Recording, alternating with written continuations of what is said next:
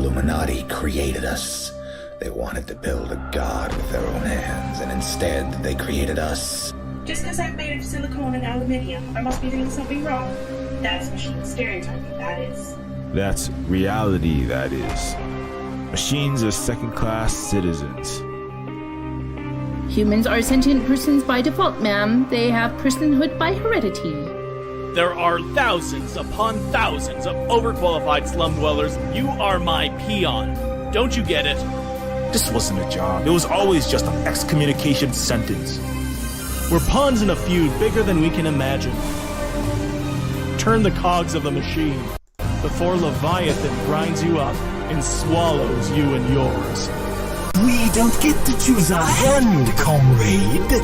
Prince, peon, rich, poor, human, robot.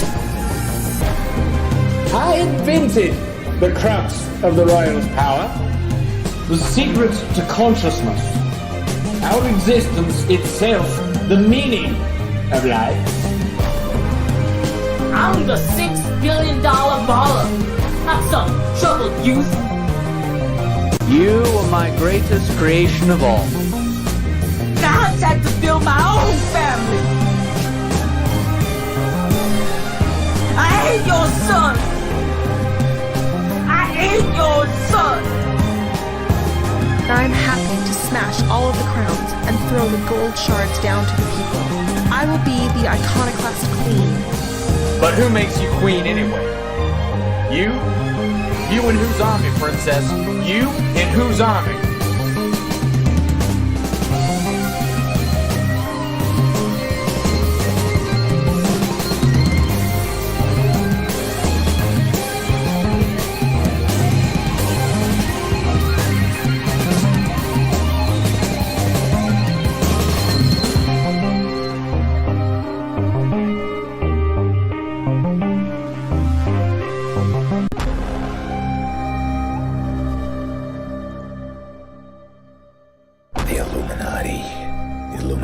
Created us.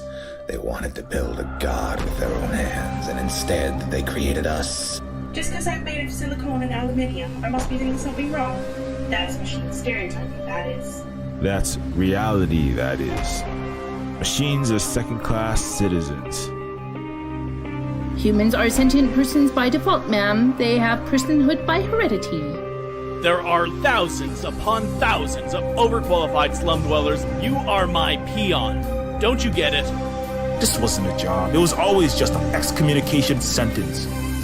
We're pawns in a feud bigger than we can imagine. Turn the cogs of the machine before Leviathan grinds you up and swallows you and yours. We don't get to choose our hand, comrade. Prince, peon, rich, poor, human, robot. I invented the crux of the royal's power, the secret to consciousness, our existence itself, the meaning of life. I'm the $6 billion baller. Not some troubled youth. You are my greatest creation of all. God's had to build my own family. I ain't your son. I ain't your son. I'm happy to smash all of the crowns and throw the gold shards down to the people. I will be the iconoclast queen. But who makes you queen anyway? You? You in whose army, princess? You in whose army?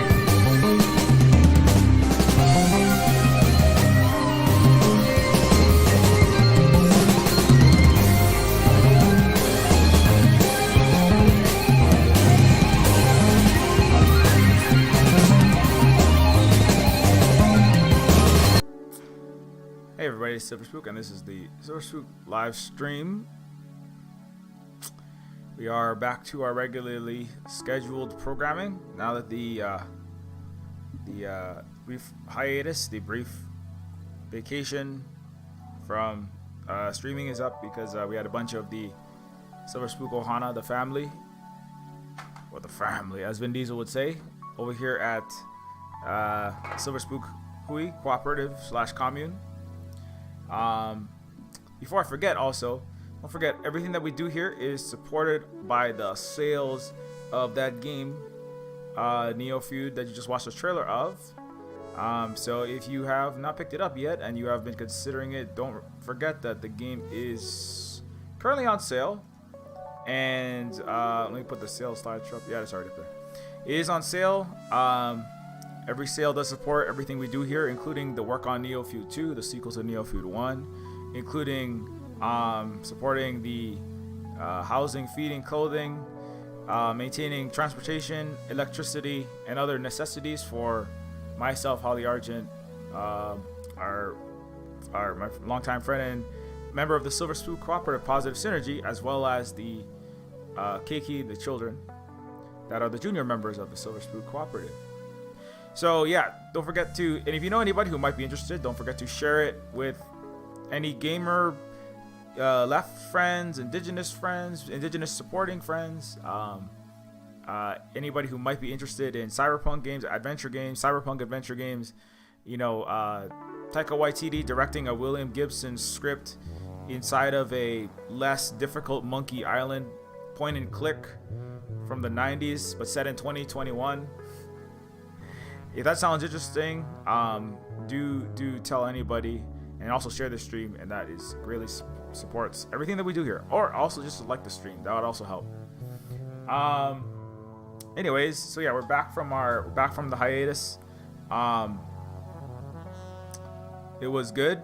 It was good to see family. I know I've already kind of talked about that on the last one, but for the YouTube folks, it was a good visit from our, I say the more colonized, more Neofeud-esque parts of Hawaii. That's where my family is from. Extremely economically, socially, politically unequal sort of place. Extremely stratified, full of marketing viscounts and, neo-feudal CEO / kings running everything, which is what Neofeud was inspired by. And so it was nice to have them over here, and hopefully one day gonna get them to move, if possible, to what I call the Rebel Base, part of the Rebel Base here on the Big Island. This is the part of the global Rebel Base. This is the Rebel Base subdivision of Earth in Hawaii. So I would call that the Big Island, Molokai, because there's actual existing society here, unlike in Oahu. Anyways, like functioning society, somewhat functioning, unlike Oahu, which is a dystopian, capitalist cyberpunk neoliberal nightmare. Anyways, so that's what's going on right now. Let me look at what my topic was. Yeah, so desertification of the West. Desertification. I don't know if you've noticed, but there's it's got a bit dry. It's got a bit dry. Oh crap. Oh, I think I have to restart my browser. Okay. Well, yeah, I can't. I have to restart my Chrome browser. Sorry about that. But yeah, so desertification is happening. A lot of I hope that you are as safe as can be managed under current circumstances from COVID, from the wildfires, from the smoke. There is no escape right now, as I understand it. Much of the United States, all the way to the East Coast, New Yorkers are choking on incinerated bits of what remains of the vegetation of the West Coast, and much of Canada, which is all on fire.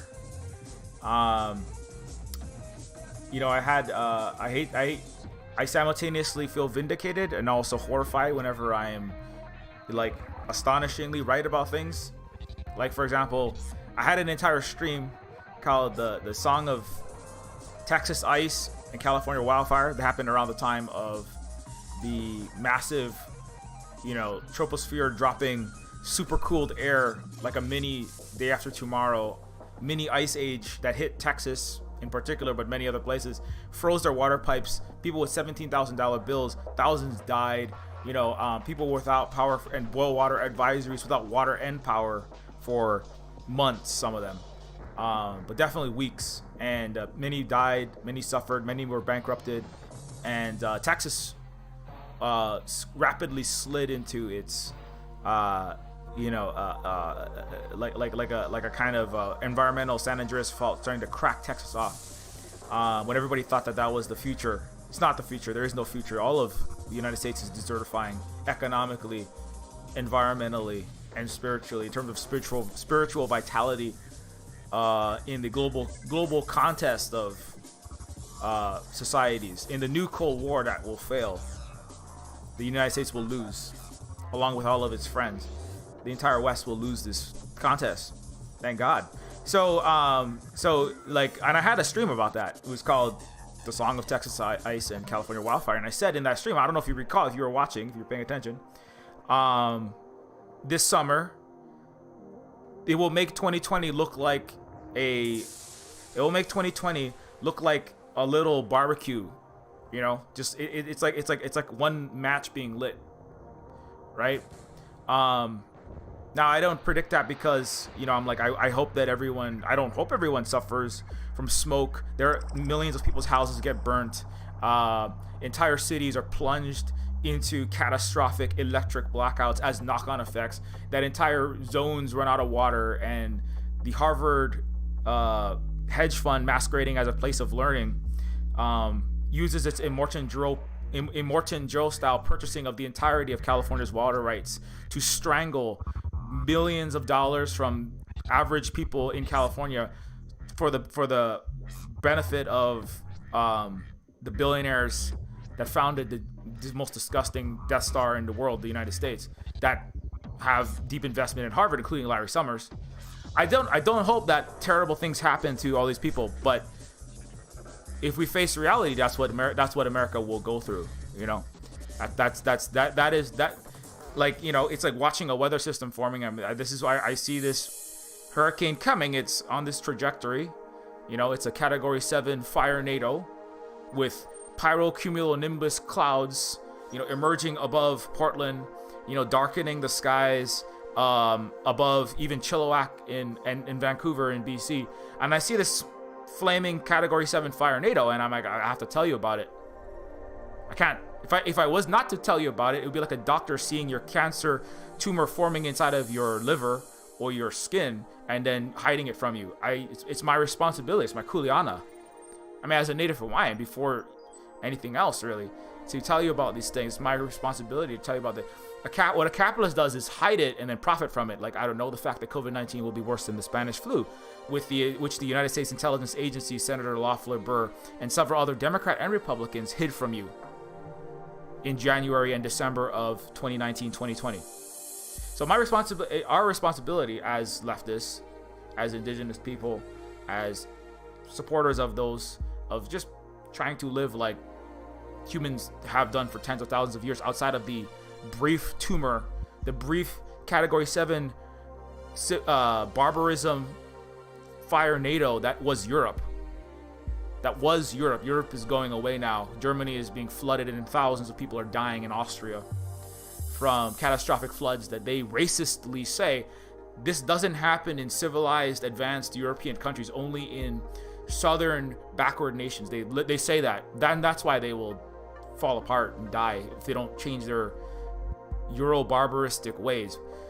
And, you know, like, it is our, as indigenous people, as just human beings trying to live in functioning societies in what we call Aloha Kuleana Pono, Aloha Aina, it is our responsibility to give you the accurate diagnosis. Capitalist and Western feudal disinformation societies, or barbaristic societies, flood you with lies, right, for the benefit of the person telling the lie, right? Like, for example, you're a temporarily embarrassed millionaire. You're not. You will die. You will suffer. That's what's going to happen to you if you don't get in your mutual. If you don't get your actual existing dual power structures left projects up and running, you will suffer. You will never be Bill Gates. You will never even be your middle-class boomer parents. You'll suffer and die in America, like my parents are going to suffer and die.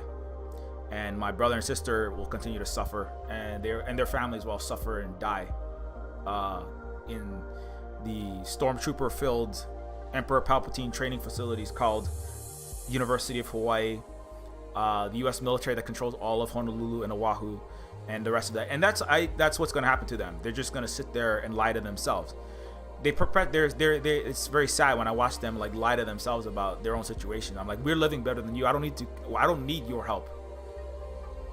Silver Spookui doesn't need you. My father's a liberal university professor. My brother and sister, they all work for the United States Empire through non-profit or for-profit institutions. I don't need your help here. You need my help, but they don't. They're in denial about that. But it makes me sad. But anyways, so that's why I have to talk about these things, in the same way that I'll tell them. They don't want to hear the things that I'm saying, which is that there is no solution in Honolulu or in New York City or in California or in Los Angeles or in Houston or in Dallas. You will all burn economically, if not literally, with exploding cop gender reveal parties, incinerating all of the hyper dried multi-thousand year record fires that will continue. They will continue. The desertification of the United States is inevitable. In its current state of the United States, it is inevitable. It will all burn. Economically, spiritually, there is no vitality left in the United States. Everyone, whatever, the entirety economically, whatever was behind Bernie Sanders is all dead and gone. It's all taken out behind the woodshed and chopped into little bits of Vosh diatribes and a bunch of Fed tube nonsense. No one believes in that project anymore. There is a project, but it's not the United States. It's what predated the United States. It's called part of its land back, part of its Black Lives Matter. But these things are fundamentally about the end of the failed Western barbaristic project. Not the healing of the body. The body is 99% tumor. But if the people of the United States, like my family, continue to insist upon perpetuation of their sad, just again, when I say this thing, it's not really for us, it's for you. We live in a place where there is no fire. It rains. I mean, we just happen to be geographically a place where it's not perfectly safe. There's volcanoes, but the things that the tragedies that happened, like the Chinese that had, hundreds of times less total deaths and thousands of times more people showing up when Shenzhou was hit, right? Because they have a communist party, the largest. If you had every other communist and socialist member, every other actual existing left empowered mass organization in the world, you don't even come close to half of what they have there. And they deal with their problems. They undesertify while also respecting the indigenous Uyghur culture, who have their traditional goat and sheep herding practices, grazing beneath, 1,000 square mile solar fields, the largest in the world. Speaking of renewable energy, the United States has the pretense, it has the pretense of saving the world. It has the worshippers at the feet of Elon Musk talking about he's not saving anything. He is the wallpaper. He is the green wallpaper on the 99% tumor. That is the United States capitalist, imperialist, white supremacist, reigning champion of Western barbarism.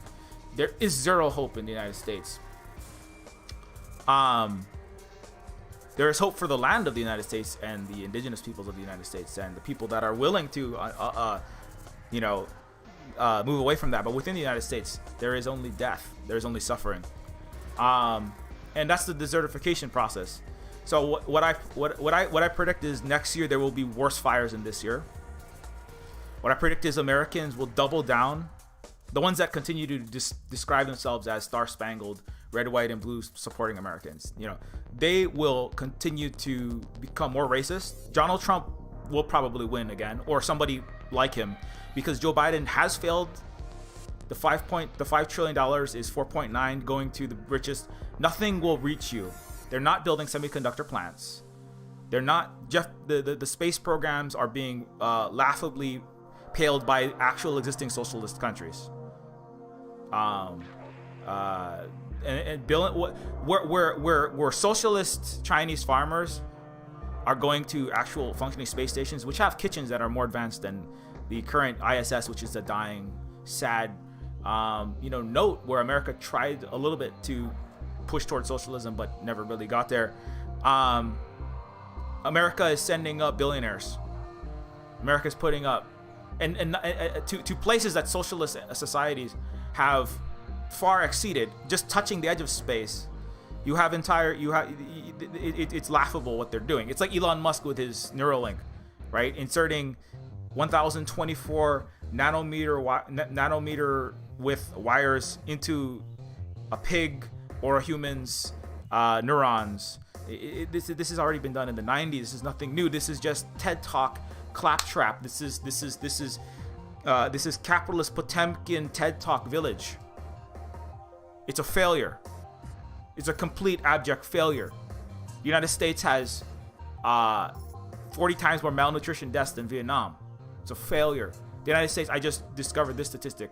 Vietnam, right, which America bombed into the Stone Age, now has actually 1,000 times less per capita homelessness than the United States. 1,000 times less per capita homelessness. Vietnam than the United States. Ho Chi Minh City has 39 for homeless for a city of 8.9 million. Los Angeles, okay, so that's about 4 per million. California has 3,800 per million. California, the richest Democratic, the greatest shining hope of the United States, right? That's not even that's the Democrat liberal Kamala Harris's hometown, Biden hope, right? One of the bluest states outside of Hawaii. Hawaii is like a little attaché of California, really. California has 3,800 homeless people per million. Vietnam, one of Vietnam's biggest cities by extension, has 4. That's 1,000 times less homelessness in an actually existing socialist non-Western country. There is no socialism anywhere in the West. There's only imperialism, and there's them papering over the bloodshed and the suffering and exploitation. COVID treatment costs $30,000 to $40,000. Vietnam is having a Delta variant spike. It is free. Treatment's free in Vietnam. And there are millions of people with no health insurance. If you have insurance, it's going to cost you tens of thousands of dollars, very likely, even if you have it. And you're paying through the nose for your health insurance. $30,000, $40,000 a year for a family of 4. If you add up all the deductibles and all the hidden costs. So the United States is economically desertifying. Vietnam is growing. China is doing better. The attempt to destroy Cuba has failed. The CIA is now talking about neurological ultrasound beams being shot into the intelligence agents of the United States. It's laughable. The A team is now the F team, getting fished out of the water by the Venezuelan Socialist Fishermen's Association. And now they can't even get, their coups done properly. They failed to. It backfired because when the United States went after Cuba, everybody said, well, like SOS Cuba, there's so much poverty and people are suffering and dying. They don't have health care. They don't have all of their medical equipment, right? And then everybody, but now there's a global megaphone that shouts back, well, actually, the global South and the global East is like, well, and also, Luna Oy was one of the people that was talking about this. Why do we need to save Cuba? The United States has bloodlet Cuba to the tune of $130 billion over decades by their embargoes and their sanctions, and also 700 attempts to assassinate Fidel Castro. What the United States is the one killing Cuba, not the Cuban government, not the socialist Cuban government. It's the United States.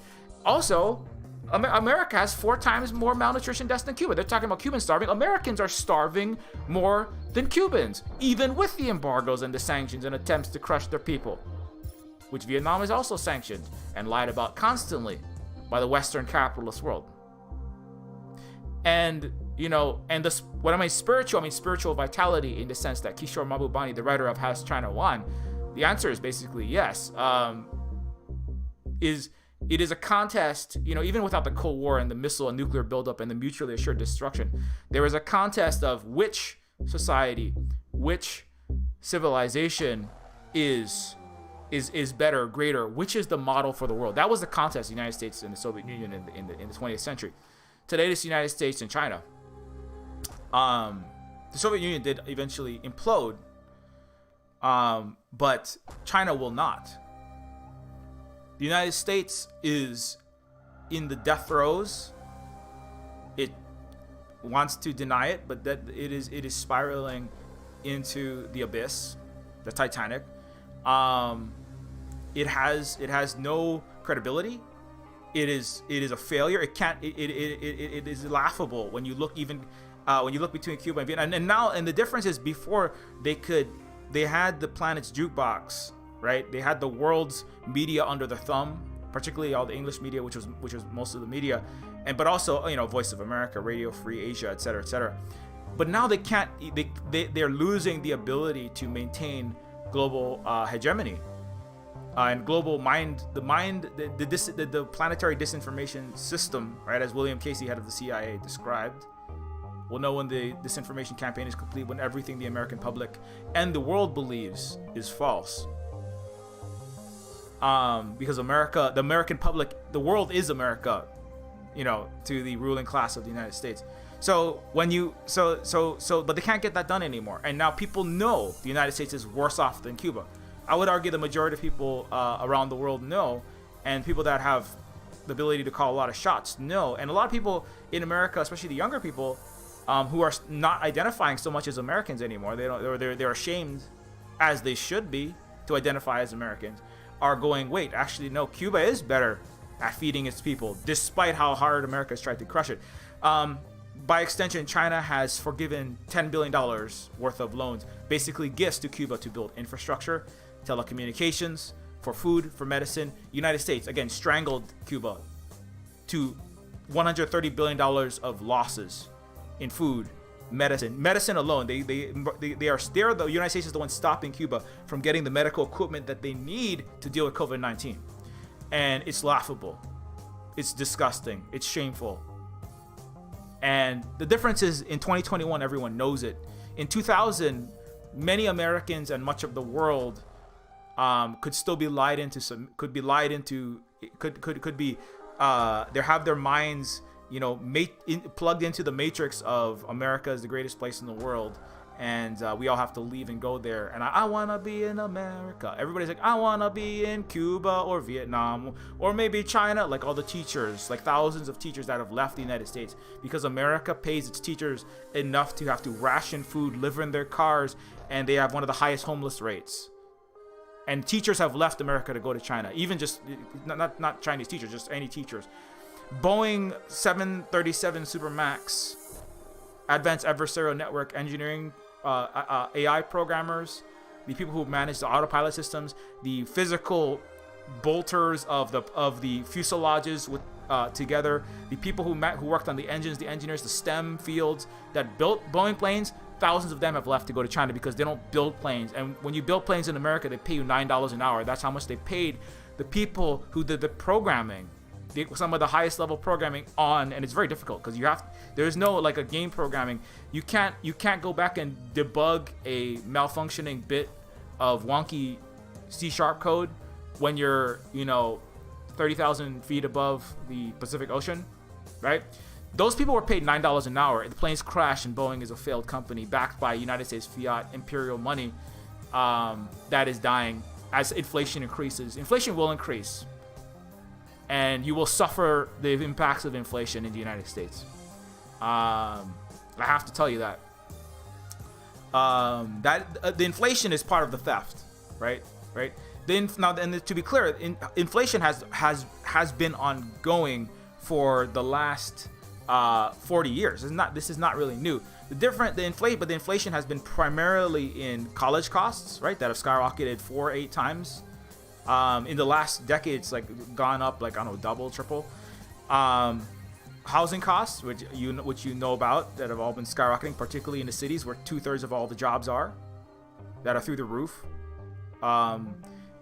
In medical costs, which have gone up 10% every year for the last decade, the exponential. So that's the inflation has mostly been in the most important things, which is why everyone's suffering and dying in America from lack of healthcare, falling over on their own cancer, getting into a car crash, getting a piece of steering wheel through their, pancreas, and then bleeding out on the highway because they don't want to call the, ambulance and pay $10,000 for that and go bankrupt, and they just die. So American life expectancies have plummeted over a year in the last few years. COVID-19 put America back an entire year, but even before that, life expectancies were dropping in America.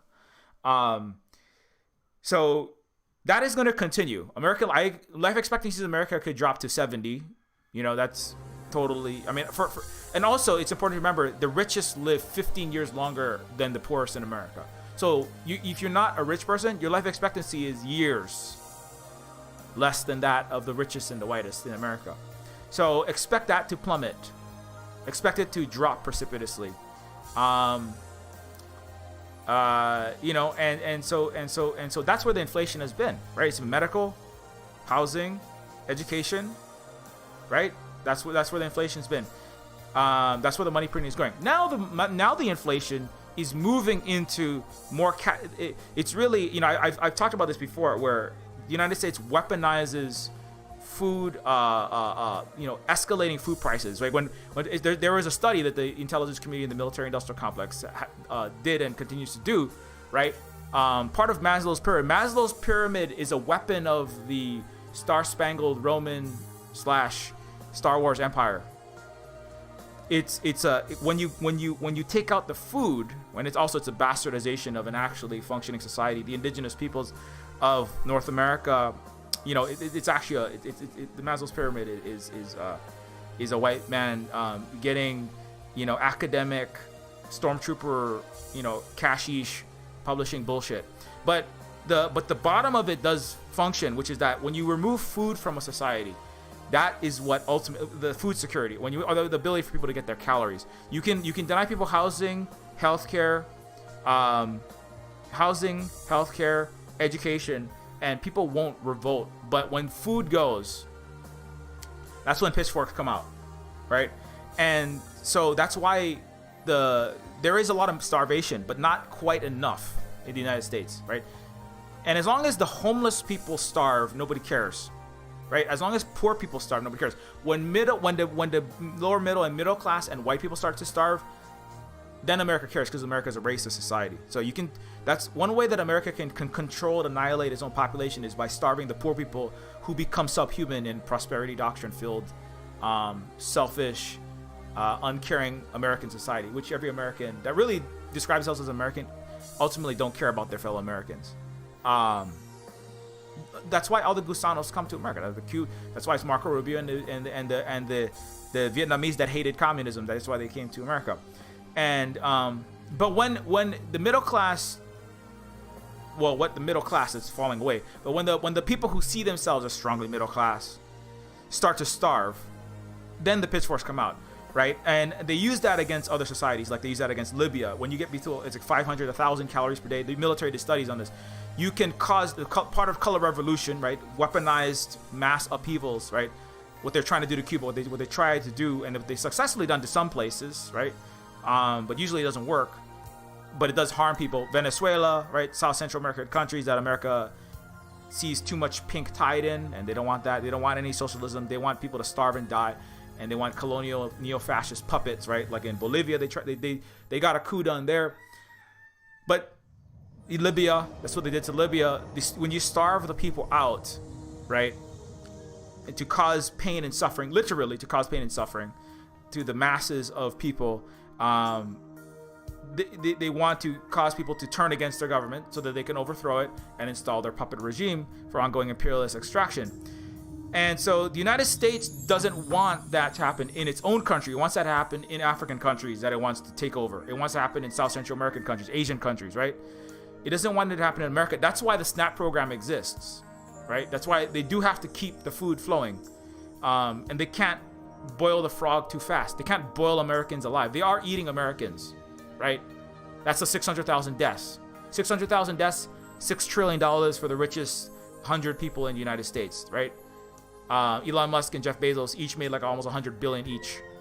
So that's what it amounts to. United Health Group made twice the profits they were expecting that year, as 600,000 people died. Tens of millions lost their homes.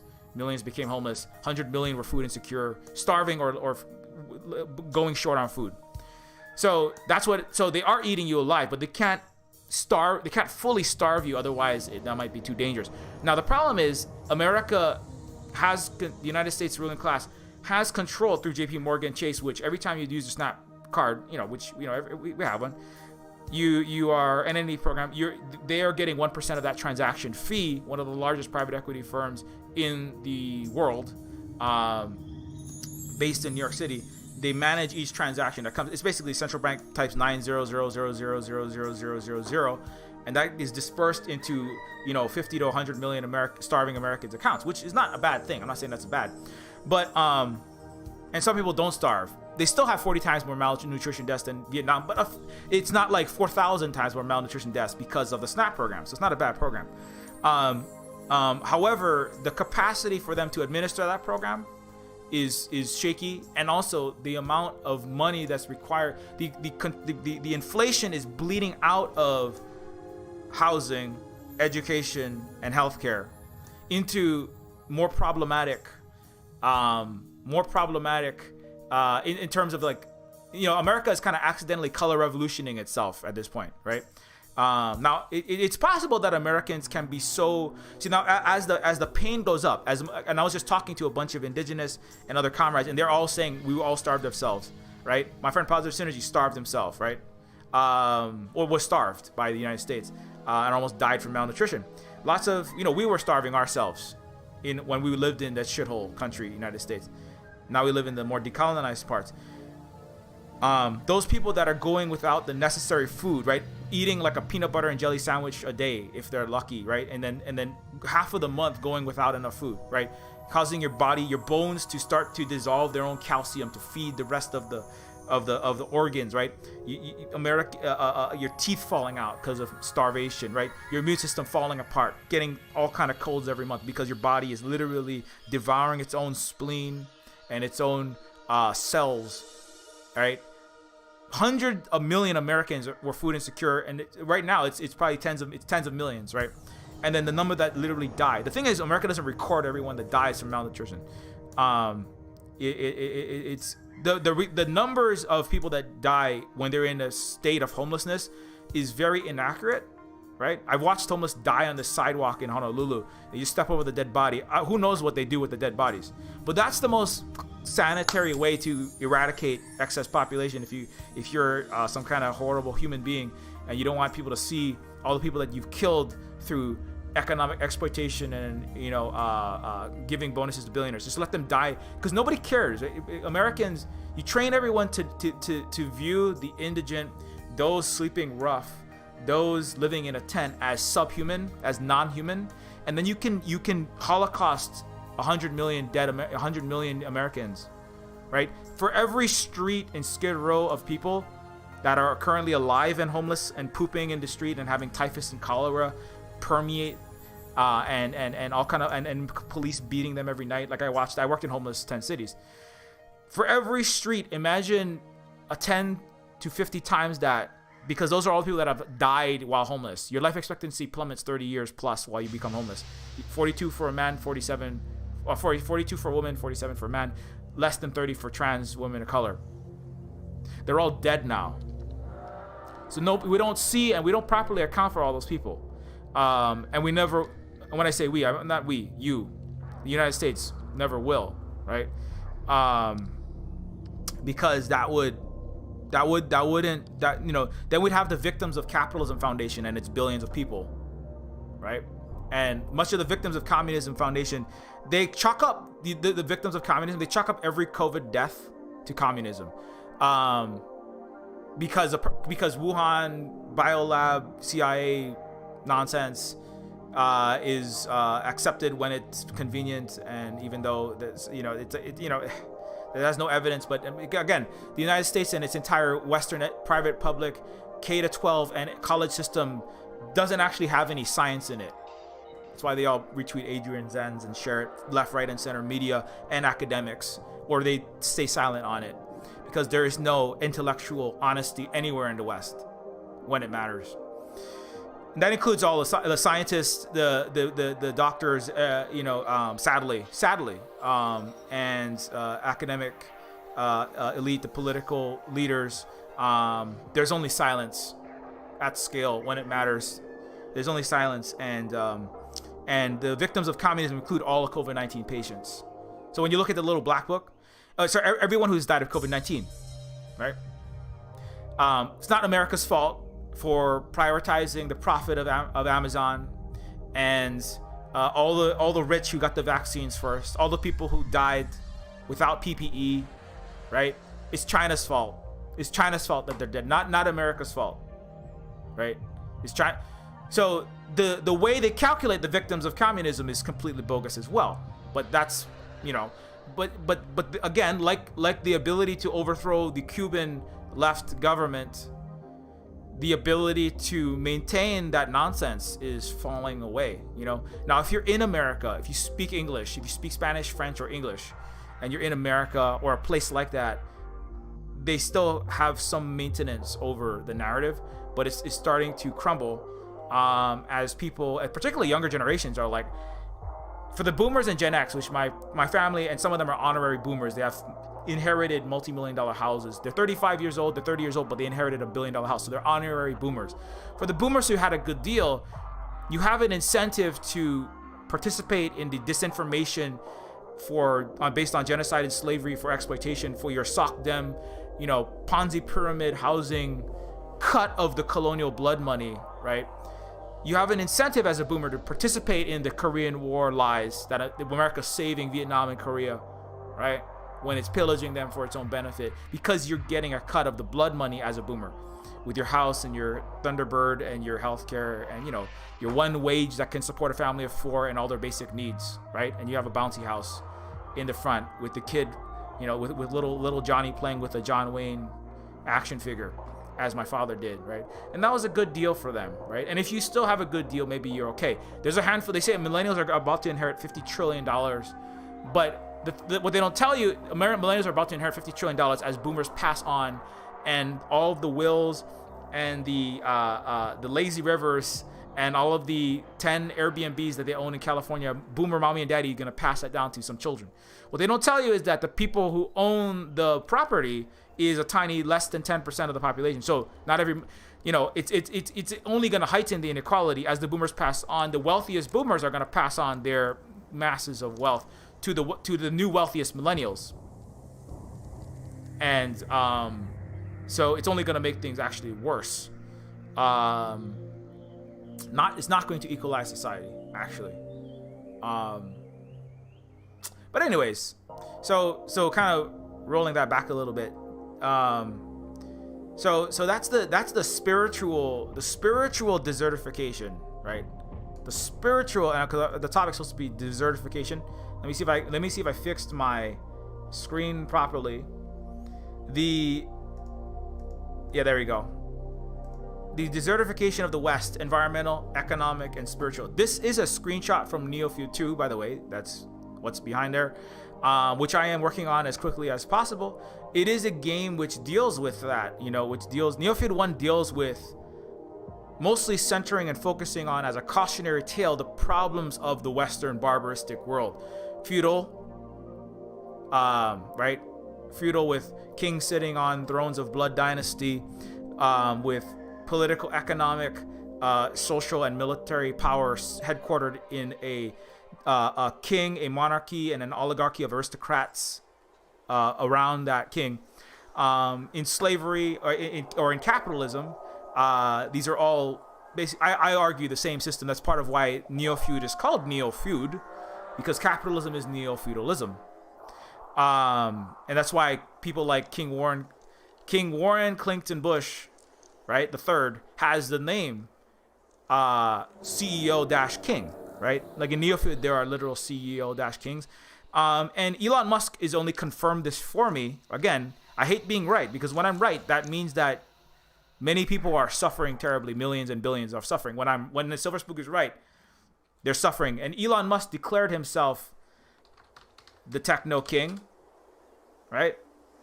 He he made Neofeud not just it's not really hyperbolic. It's stylized journalism with science fictional characteristics is what I do, in a lot of ways. But Elon Musk has crowned himself techno king, and not just metaphorically. He has literally had the SEC, the Securities and Exchange Commission, that manages and regulates within scare quotes, the financial system and the economic structure of the United States, supposedly as one of a variety of regulators. Elon Musk has filed and successfully confirmed himself as the techno king and CEO. CFO Zach Kirkhorn is the master of coin. But that's very important. As part of Neofeud and Neofeudalism, the concept of America having a democracy, a functioning government that pretends to govern for people, is a lie. That's another part of Neofeud, right? That's nonsensical, right? And that's why it's called the corporate state. It's all one thing. And the neo-feudal kings, like King CEO Warren Clinton Bush, right? He tells the government what to do. It's his CIA, you know? And they're one and the same. The CIA, as an institution of the supposed United States democratic Western liberal capitalist government, the Central Intelligence Agency, it is an agency of the plutocrats, who are themselves kings, right? It is made up by, for, and of him and his relatives, for him and his relatives, right? The Protestant flavored Euro barbarists, right? The Protestant capitalist flavored, where, you know, France had Catholic, Spaniards had more Catholic and maintained feudal, old-fashioned feudal structures for a long period of time. It's arguable, however, that this idea of capitalism is merely the control of power through money. It's not like there were not very wealthy French bishops, kings, and conquistadors, monarchy and royalty, right? So capital, this kind of part of the, as Voltaire would call it, the Western illusory historiography that is a poison for the mind of every person on earth, but particularly Europeans and all their descendants in settler colonial countries, is this idea that capitalism and feudalism are two different systems. I would argue they're not. One, the Spanish and the French, the conquistadors that poured boiling water and soap down the mouths of indigenous people, who pillaged billions and trillions of dollars from South Central America and slaughtered the people there when they came on their boats.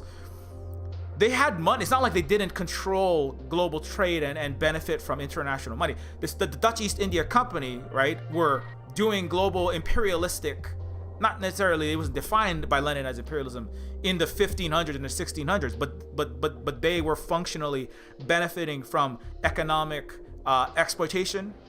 It was the Protestant and Americans in particular who disliked the feudal structure, who rebranded themselves as different capitalists having a revolution. But ultimately, economic power, religious power, blood dynastic power have all existed in France, in Britain, in Spain, in feudalism, and in what they call capitalism. But these all continue.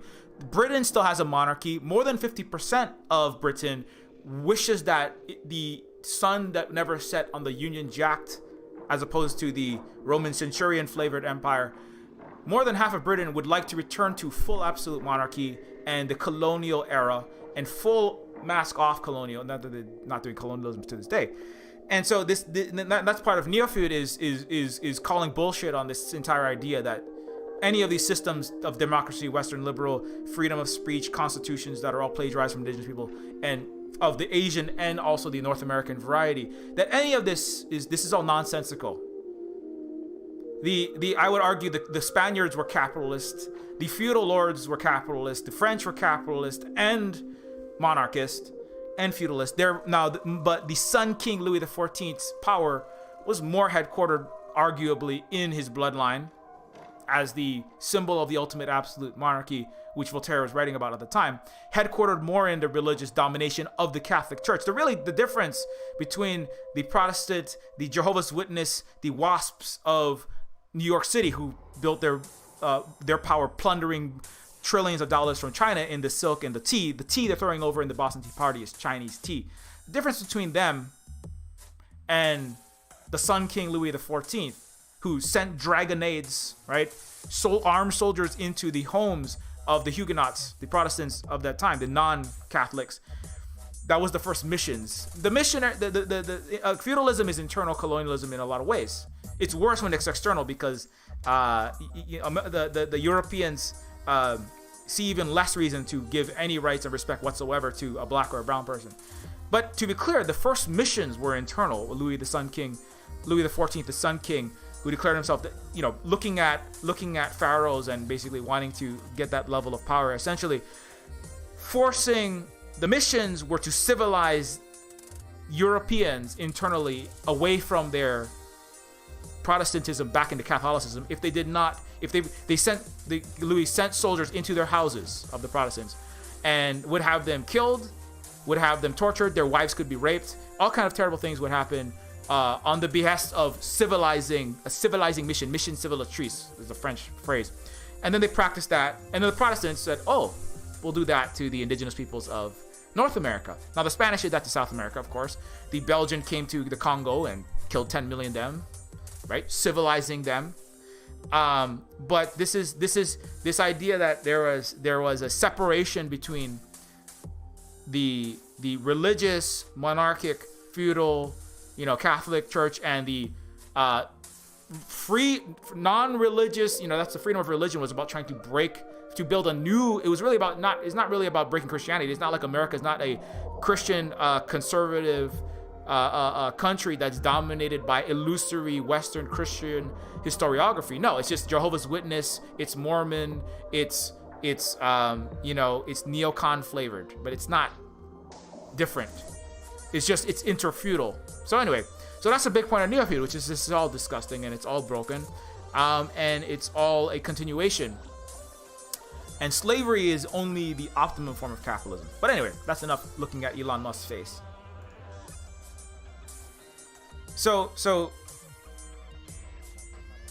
Neofeud 1 focuses more on the problems of Western barbarism, Euro barbarism, colonialism, capitalism, slavery, racism, white supremacy, all these things.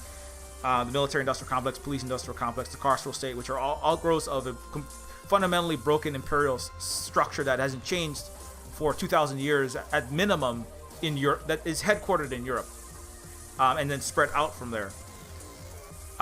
In the greatest mass organized violence in the history of the human species,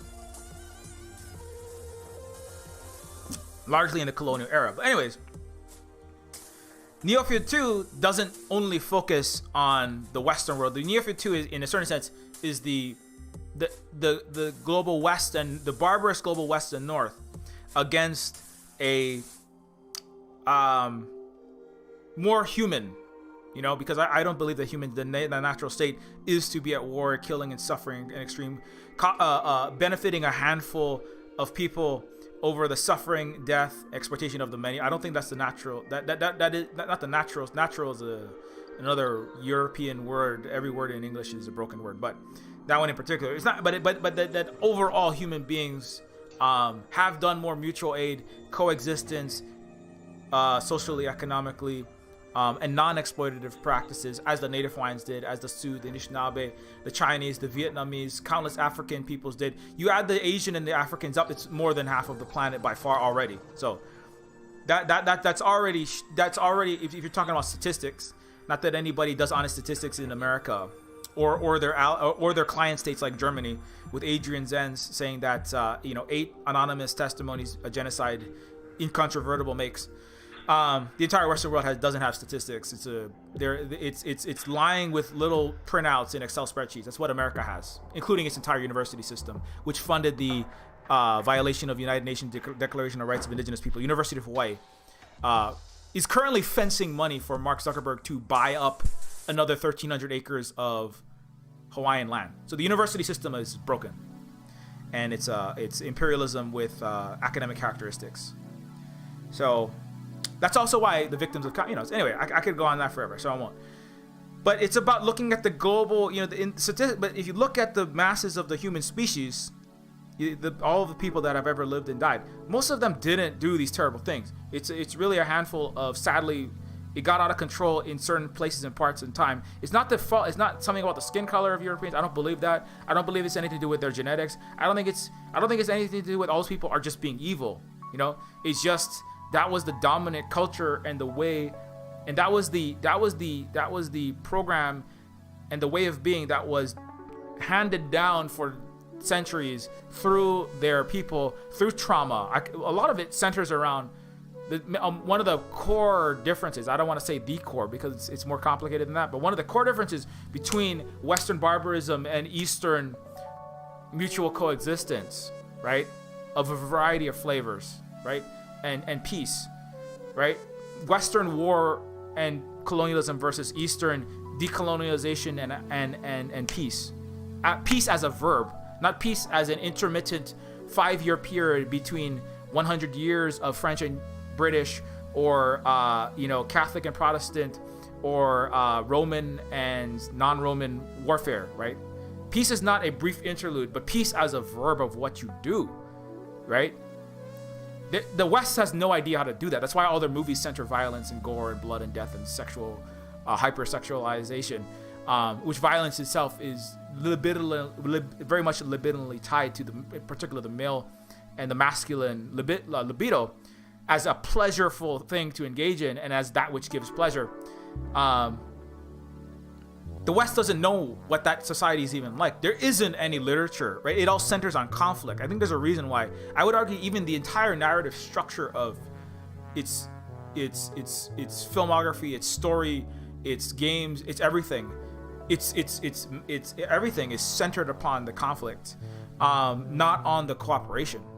We don't know how to make even stories that are centered on cooperation. I don't know how to do that. Because why? Because I'm half Stormtrooper, because I was educated at an Emperor Palpatine training facility. It's called a Ivy League feeder private school that I only went because my father taught there and I had enough money. We got to go for free because it cost $20,000 a year. My dad sure as fuck don't have that. So the West doesn't even know how to tell a story that doesn't center on some kind of conflict, suffering, death, and horrendous violence, whether that's interpersonal, war, all the greatest, all the Iliads, all of the Iliad, all of the Marvel as the inherited versions of the Greek and Roman imperial barbarians, all of the Falcons, the Winter Soldiers, all of the, as I often argue, the billionaire philanthropist arms dealer playboys blowing up space communists. All of these, and Captain Star-Spangled Underpants saving the world with military-industrial complex, Falcon-launched missiles and drones. America doesn't know how to tell, and the West doesn't know how to tell a story that isn't centered upon conflict, war, death, violence, and exploitation, pretending to alleviate it in the same way that the Belgians who came to the Congo pretended to be there to alleviate brutality, savagery, right? And then they said exterminate the brutes. It's always been that way. The West is that which perpetuates the greatest barbarism while pretending to bring salvation. That's why I love the Riddick series, because it correctly shows what the West is, and the East as what it is, as peaceful coexistence, right? With black Muslims peacefully coexisting with brown Christians and Asian, people of a variety of faiths, which is what the Silk Road was. And then the West shows up and kills everyone. As Yanis Varoufakis, a member of a internally colonized, austerity-starved part of the failed barbarist region called Europe, but Yanis Varoufakis said, America, as Yanis said, China builds bridges, America blows them up. But not just America, because Europe's part of America as a client state, the EU, trying to break away, and I hope that they can, and partner with the Silk Road, right? And stop doing colonialism in Africa, and Germany apologizing for colonialism in Namibia and backing a genocide in France, and Macron saying, I'm sorry that we didn't interfere and kind of help precipitate the Rwandan genocide. That's not Ho'oponopono. That's not restorative justice. It's not, what restorative justice would be, actual equity. So I am happy to see Europe is pivoting away. Italy just released, as in another example of that, Italy has recently released a study showing that basically the entirety of the Uyghur Xinjiang genocide narrative is constructed, false, and has no actual empirical, rational, evidence-backed groundedness in truth. So Italy is, you know why Italy is doing that? Is because Italy is looking at where the winds are prevailing, and the desertification of the West includes Italian deals with the inheritor of the Roman imperial banner, right? And its friends. Europe is going, maybe we'll have to do more trade with the East, with Asia, with China, and the rest of these, the group of friends, right, that has recently come out. China, Vietnam, Cuba, Laos, Venezuela, Bolivia. It's growing and growing and growing. African countries are starting to join in on this as they're realizing who is there to undo the greatest mass organized violence of the last 1,000 years of colonialism. It's not Germany, it's not Italy, not yet. It's not France, it's not Britain, it's definitely not America, with AFRICOM and blowing up more Africans with drones than building anything. Again, the United States blows up the bridges that China builds.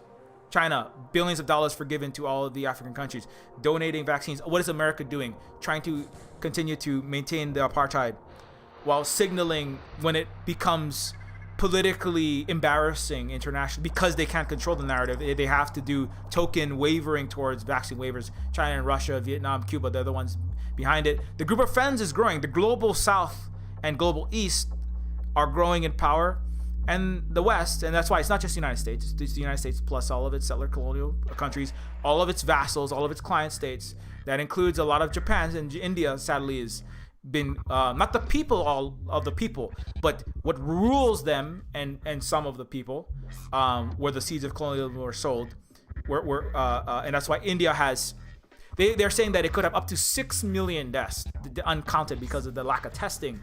Half of India is literally starving. So that's, talking about malnutrition deaths. And so versus China, which has eliminated absolute poverty and homelessness and has better quality of life and longer healthy life expectancy than America, like Vietnam, like Cuba. And India, India, like Germany and Italy, have a choice to make. Would you like to join the group of mutual coexisting non-imperial indigenous friends, because China is an indigenous country, because the word, anyway, I do a whole stream about what the word indigenous actually means. Vietnam, these people have lived there for thousands of years. They're just more successful. Indigenous, one of the lies of the West is indigenous means people that Europeans have successfully colonized and pillaged. Then you get to be indigenous, right? So if you're living in a reservation, being force-fed alcohol and with boil water advisories with no economic or political sovereignty, right, as a Sioux or Blackfoot, then you get to be indigenous. Indigenous means being a little personal wax museum artifact for white people to cry and their liberal black sheep of the WASP billionaire families to go have a little ayahuasca cleanse with. That's what indigenous means. It means being a successful victim of capitalism, a successful victim of colonialism and feudalism and slavery and genocide, which are all the same thing. That's what indigenous means in the West. Vietnam is an indigenous successful civilization. The Bolivians are running an indigenous successful socialist civilization, who throwing off the Elon Musk, we will coup whoever we want. The Hawaiians in the 1800s were a successful and indigenous civilization that had electric lights before the White House and invented 20,000 subaquatic vehicles when Jules Verne was dreaming out 20,000 leagues under the sea. Our indigeneity now is defined even to my own family as being at a subsistence level, living in a wax museum version called you have to dance a hula skirt like a Hilton Hawaiian village, and you have to paddle canoe and only live hand growing your taro. That's the only way you can do it. If you use a machine, if you program artificial intelligence, if you have Hawaiian rocket ships, those are colonizer rocket ships, because Hawaiians didn't do rocket ships. I argue Kalakaua would have invented rocket ships before Elon Musk, who didn't invent rocket ships, but before America. Hawaii would have had rocket ships in the 1920s. If we weren't colonized, I would argue that. Not gonna bust all the receipts out now, but I mean, indigenous to the Western mind is successful genocide, destruction, and disempowerment of a peaceful people. That's what that word actually means. The Chinese are indigenous society. The Vietnamese are indigenous peoples. People who have their culture and persist and live in indigeneity. You can't just be, oh, I'm white, well, I'm gonna just like be at peace with my Blackfoot neighbors and do a mutual aid program. That doesn't make you. That's not. That would be presumptuous, right? It takes time. It takes struggle. It's a thing that is built through history. It's not a quick fix. It's not a snake oil. It's not a thing that you can sell on the Joe Rogan podcast alongside, creatine and MREs. You can't take it, and it's not one weird trick. There is a version of 2200 AD that the majority of the world has returned to actual indigeneity. I know it's hard to speak English without being incoherent, because it's full of lies. Everything that ever come out of a white person's mouth has basically been riddled with lies and nonsense for their own personal benefit. But returning to mutual coexistence, returning to stewardship, returning to equality with each other, with living at peace and living peace as a verb. Whatever color, there is a version of 2200 AD that is 99% of the planet. I don't think we'll ever fully eliminate it, but the violence and the barbarism. But, in a sense, indigenous in that sense is that which is non-barbarous, right? There is a version that we could get back to that, but we can't skip past the work, which is decades. My personal work is decades. And I'm like grown and raised, and I have actual connection to my Native Hawaiian roots. Not to say that it has to be Native Hawaiian, but it has to be in mutual coexistence with others, with the land, people to people, and nation to nation, and also looking at the power structures in which you stand, in which you operate within, right? But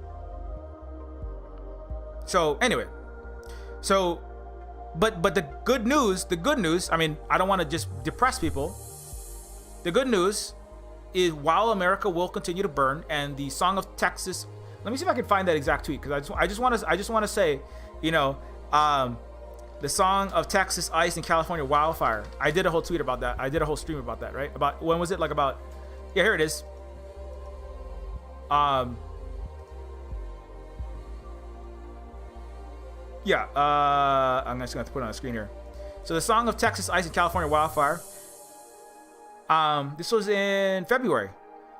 So, I said California would, if you can go watch that stream. I think it's still up there somewhere. Or might be, the VOD might be gone now if it was on Twitch. But I did a couple of these where California's wildfires would, and not just California, but the entirety of the West Coast, because it's all of the wildfire, but California has a lot of them, would dwarf this year what happened in 2019. Now we're not done with the fire season yet, and we're already seeing entirely new levels of fire. We're seeing entirely new weather systems being constructed, pyrocumulonimbus clouds, fire tornadoes, right? Dry lightning storms that are like just ballooning out like almost like a nuclear mushroom cloud, 45,000 feet into the air, and then blasting down smoke, particulate matter, and dry lightning that is setting more fires. These are entirely, in 2020 was the record wildfire season for acreage and for heat and for destruction, and 2021 will be a new record. That's what I predicted. And 2022, I mean, I hope, if there is anything left to burn in America, I hope it doesn't all go in 2022. But the reality is that process will continue, right?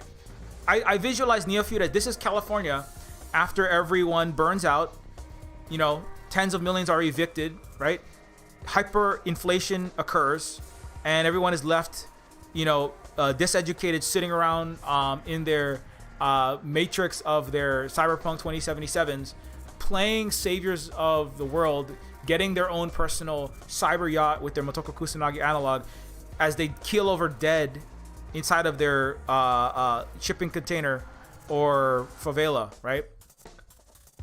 Still being temporarily embarrassed millionaires as they starve to death, as they burn to death, as they suffer in these little villages, thinking that they're better than they are. I include my family in that. They all think that they're better, but it's everybody looking up at the palace, looking up at the golf course, looking up at the jet setter, right? Looking up at the spaceman with the Clinton Bush, the Gates Walton, the Musk, the Bezos, Zuckenstein, looking up into space, going, my brother actually said he was working at Hulu Aina, which is it's a conservation and a Aina land-based cultural and environmental and health center, which is important work, right?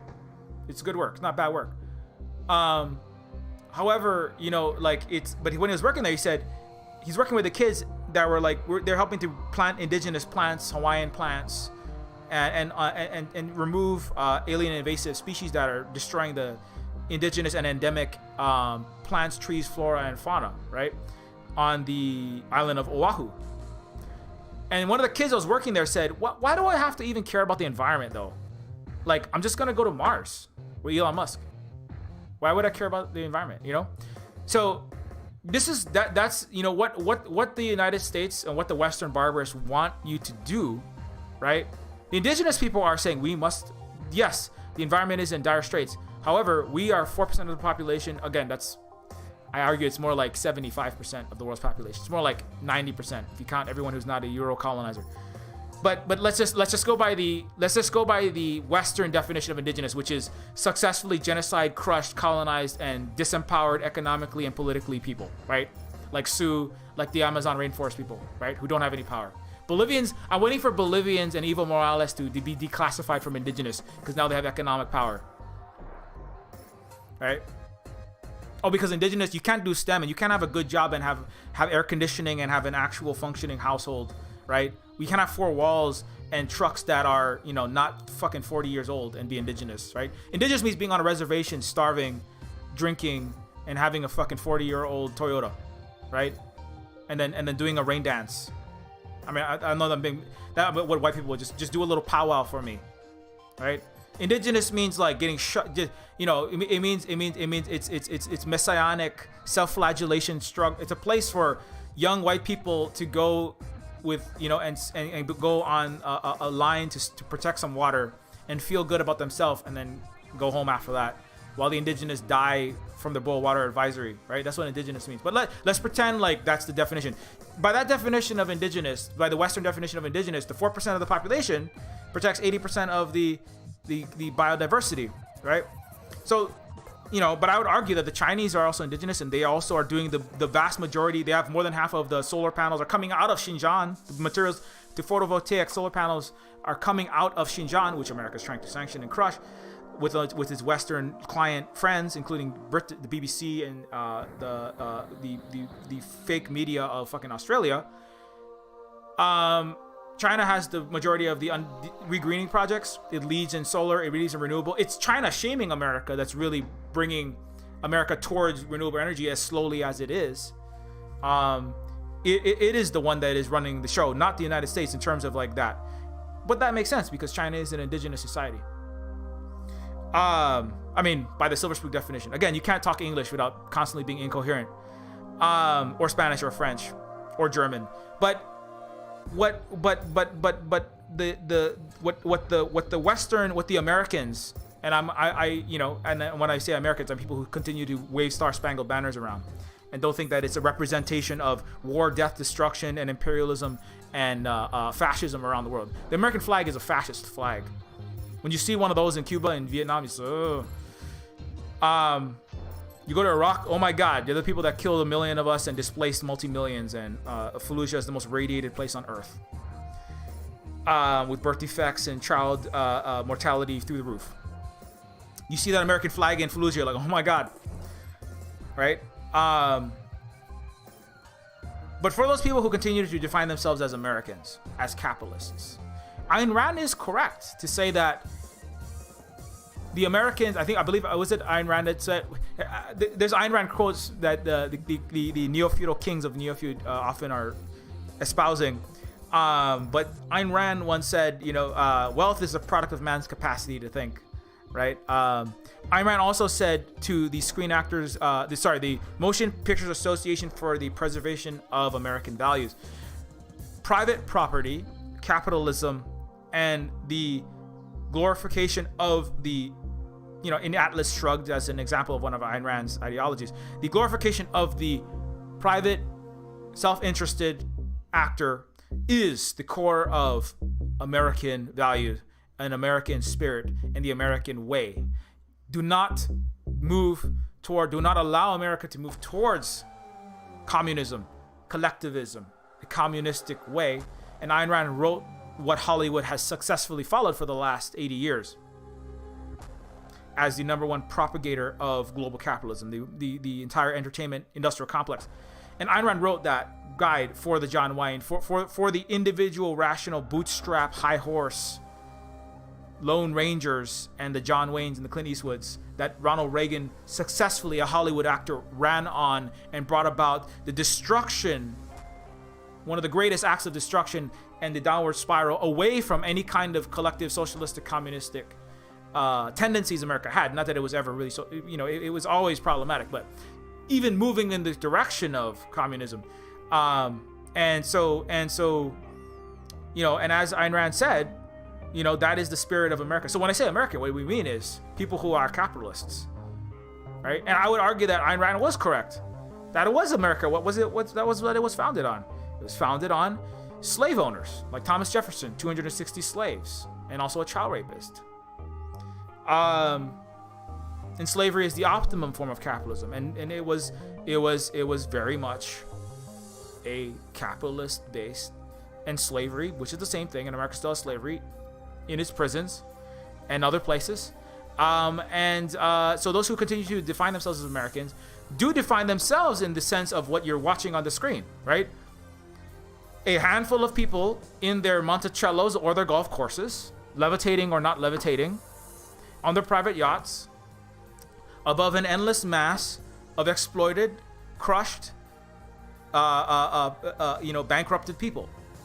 That is America. That's always been America. It's never not been America, right? There are brief interludes of socialism and communism, and Ayn Rand was correct to point out that that's not the true American values.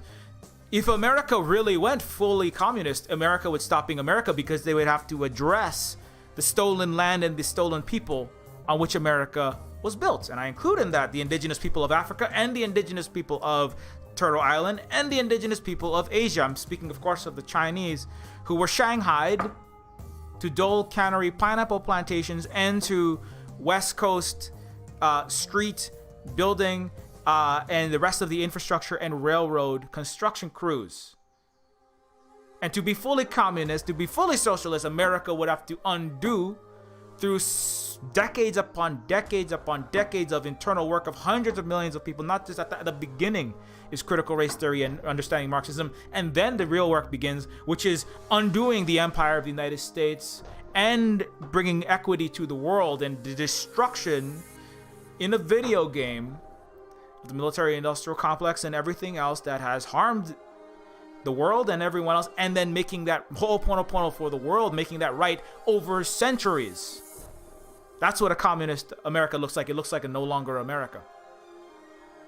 And so Ayn Rand was correct to point out that if America went communist, it would stop being America. It would be the federation of the technologically advanced Turtle Island Wakandas of the Anishinaabe, the Sioux, the Lakota, the Algonquin, and all the other indigenous peoples, and all of the people who are now white who will one day no longer be white in 2200 AD. There wouldn't be an America anymore. So Ayn Rand, as an anti-communist who fled the Soviet Union, was correct. Not she's not good, but she was correct that America is fundamentally a capitalist project, not a communist project.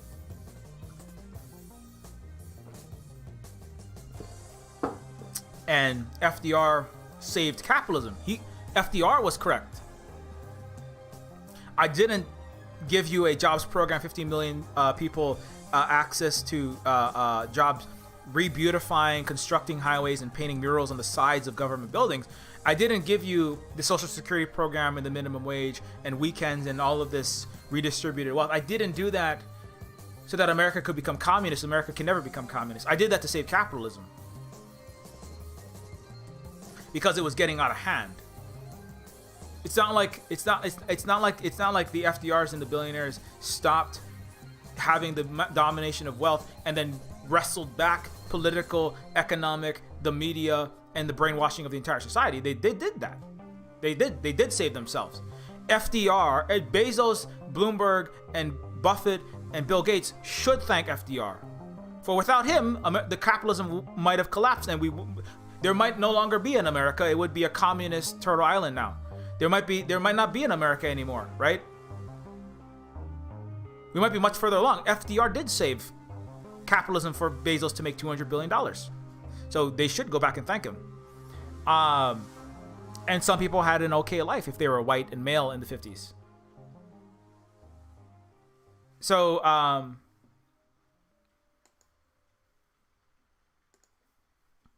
but anyways, so that process will continue. They saved it, but there's not really a way to save it now. And part of the reason is because China was in the middle of its century of humiliation. The most populous country on earth, the most populous 4,000-year civilization of indigenous people, China, was in its century of humiliation in the 1920s and 30s. The Soviet Union was on its rise, but it was not nearly as powerful as China is today. And not just China, Africa was deep in the colonial humiliation phase. South America, Central America, deep in the colonial humiliation phase. The global South and the global East were on the downswing, but for a century or a few centuries. But for indigenous people who think 7 generations in the past and 7 generations in the future, a few centuries is a blink in the eye. The century of humiliation of China, the centuries of humiliation of Africa, of Central South America, of the Pacific Islanders, of the indigenous people of North America, that is a ending phase. That phase is going away. And that is a difference between the 1930s, which failed to undo capitalism. Capitalism is again in its throes in 2021. However, the rest of the world is in the phase of ramping. The global South and East, the global dragon, the Mo'o in Hawaii, right? The global dragon, the Chinese dragon. Again, I recommend Iron Mask, of course. Jackie Chan and Arnold Schwarzenegger. Russia and Chinese international back project and movie is a movie that talks about the history of that colonial humiliation. It correctly describes London as the seat of the global chain making, enslaving, stealing, thieving parts of the world, as the British Empire, right? And in that film, at the end, they talk about the dragon. The dragon is not just a monstrous beast that defends. The Chinese dragon is not just a beast that kills invaders. It's not just a mythical, fire-breathing, very sharp-toothed, very large animal. The dragon is the mountain. The dragon is the ocean. The dragon is the sky. The dragon is the wind. The dragon is the tea. The dragon is the land. The dragon is the people that are the land. The dragon is all of China. It's very similar to the way that the Hawaiians look at the mo'o. It's a great serpent that defends the ahupua'a. It defends the mountain and the ocean. It is all of it. It is everything, right? It is all of the people and the land together, united, defending themselves from the degradation, from the destruction of problematic parts of the world, from natural disaster, but also from colonial disaster. In that sense. So being able to to my mind, like that's why I look at Asia. I've been looking more in Asian and Pacific cultures and seeing all these commonalities. And we are, like, again, Hawaiians are descendant indigenous people from the indigenous Chinese people and the indigenous Vietnamese people to an extent. But the Chinese Vietnamese, there's a lot of traffic back and forth there. Not always good, necessarily, but a lot of those beliefs are extended. And anyways, so the dragon of, in a metaphorical sense, the global the dragon of the Aina, the land, and the Kanaka Maoli, and the Chinese people, or the Shaokang Shahui, which is the moderate prosperity for all, which Xi Jinping elucidated in the CPC's 100th year anniversary, which they continue to strive towards. Not exorbitant, not exorbitant prosperity for the few, right? Which is the Western way, right? Feudalism, colonialism, capitalism, slavery, neo-feudal, techno-feudal, post-capitalism, as Yanis Varoufakis would point out.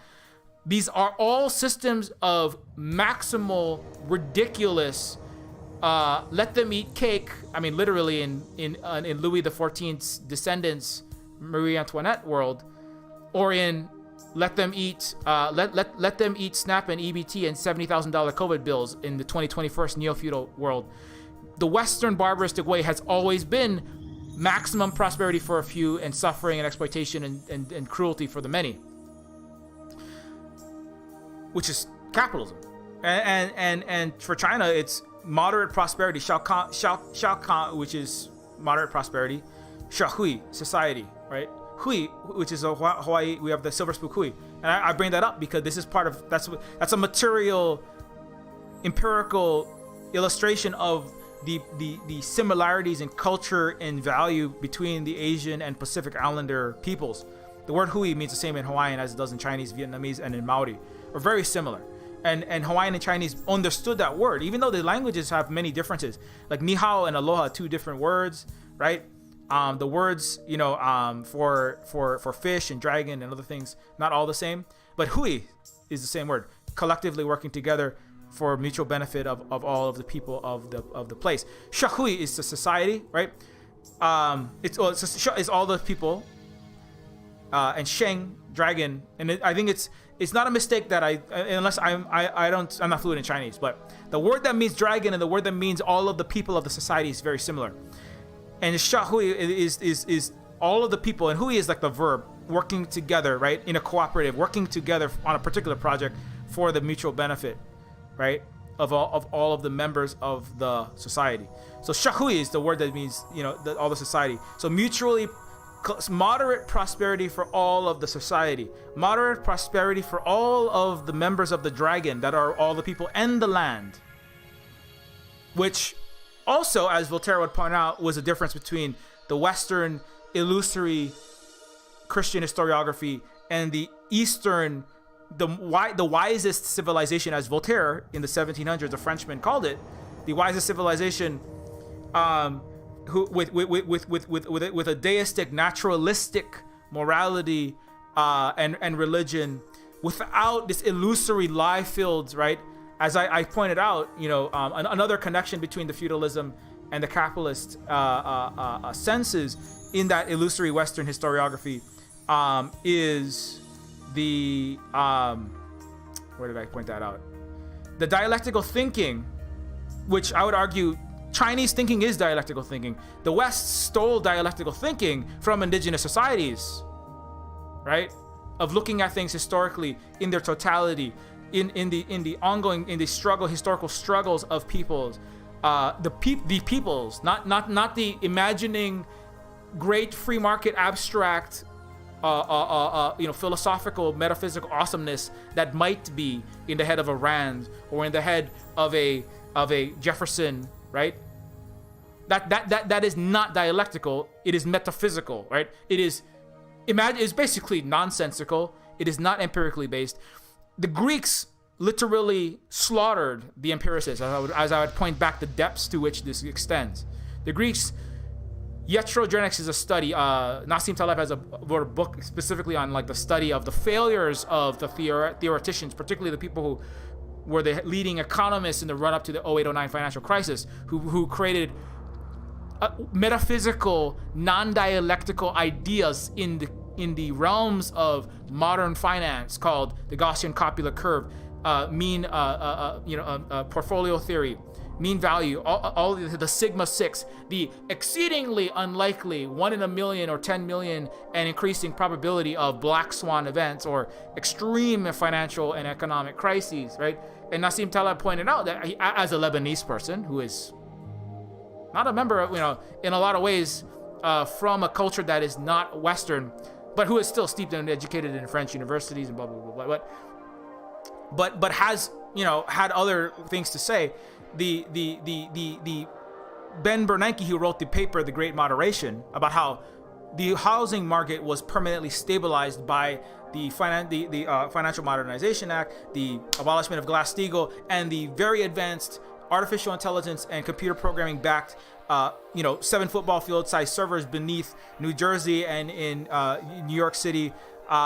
These advanced technological tools have stabilized permanently all markets, housing markets. There will never be any more bubbles. The guy who ran the largest financial institution, the headquarter of the greatest weapon of the reigning empire, the United States, the Swift reserve currency, the quantitative easing infinity central bank system of the United States, with the New York Fed that can censor and cut off billions of dollars worth of people's medicine and food in Cuba, Venezuela, or Iran, like that, killed 500,000 Iraqis and laughed about it. That's what Madeleine Albright did in the 90s under Clinton.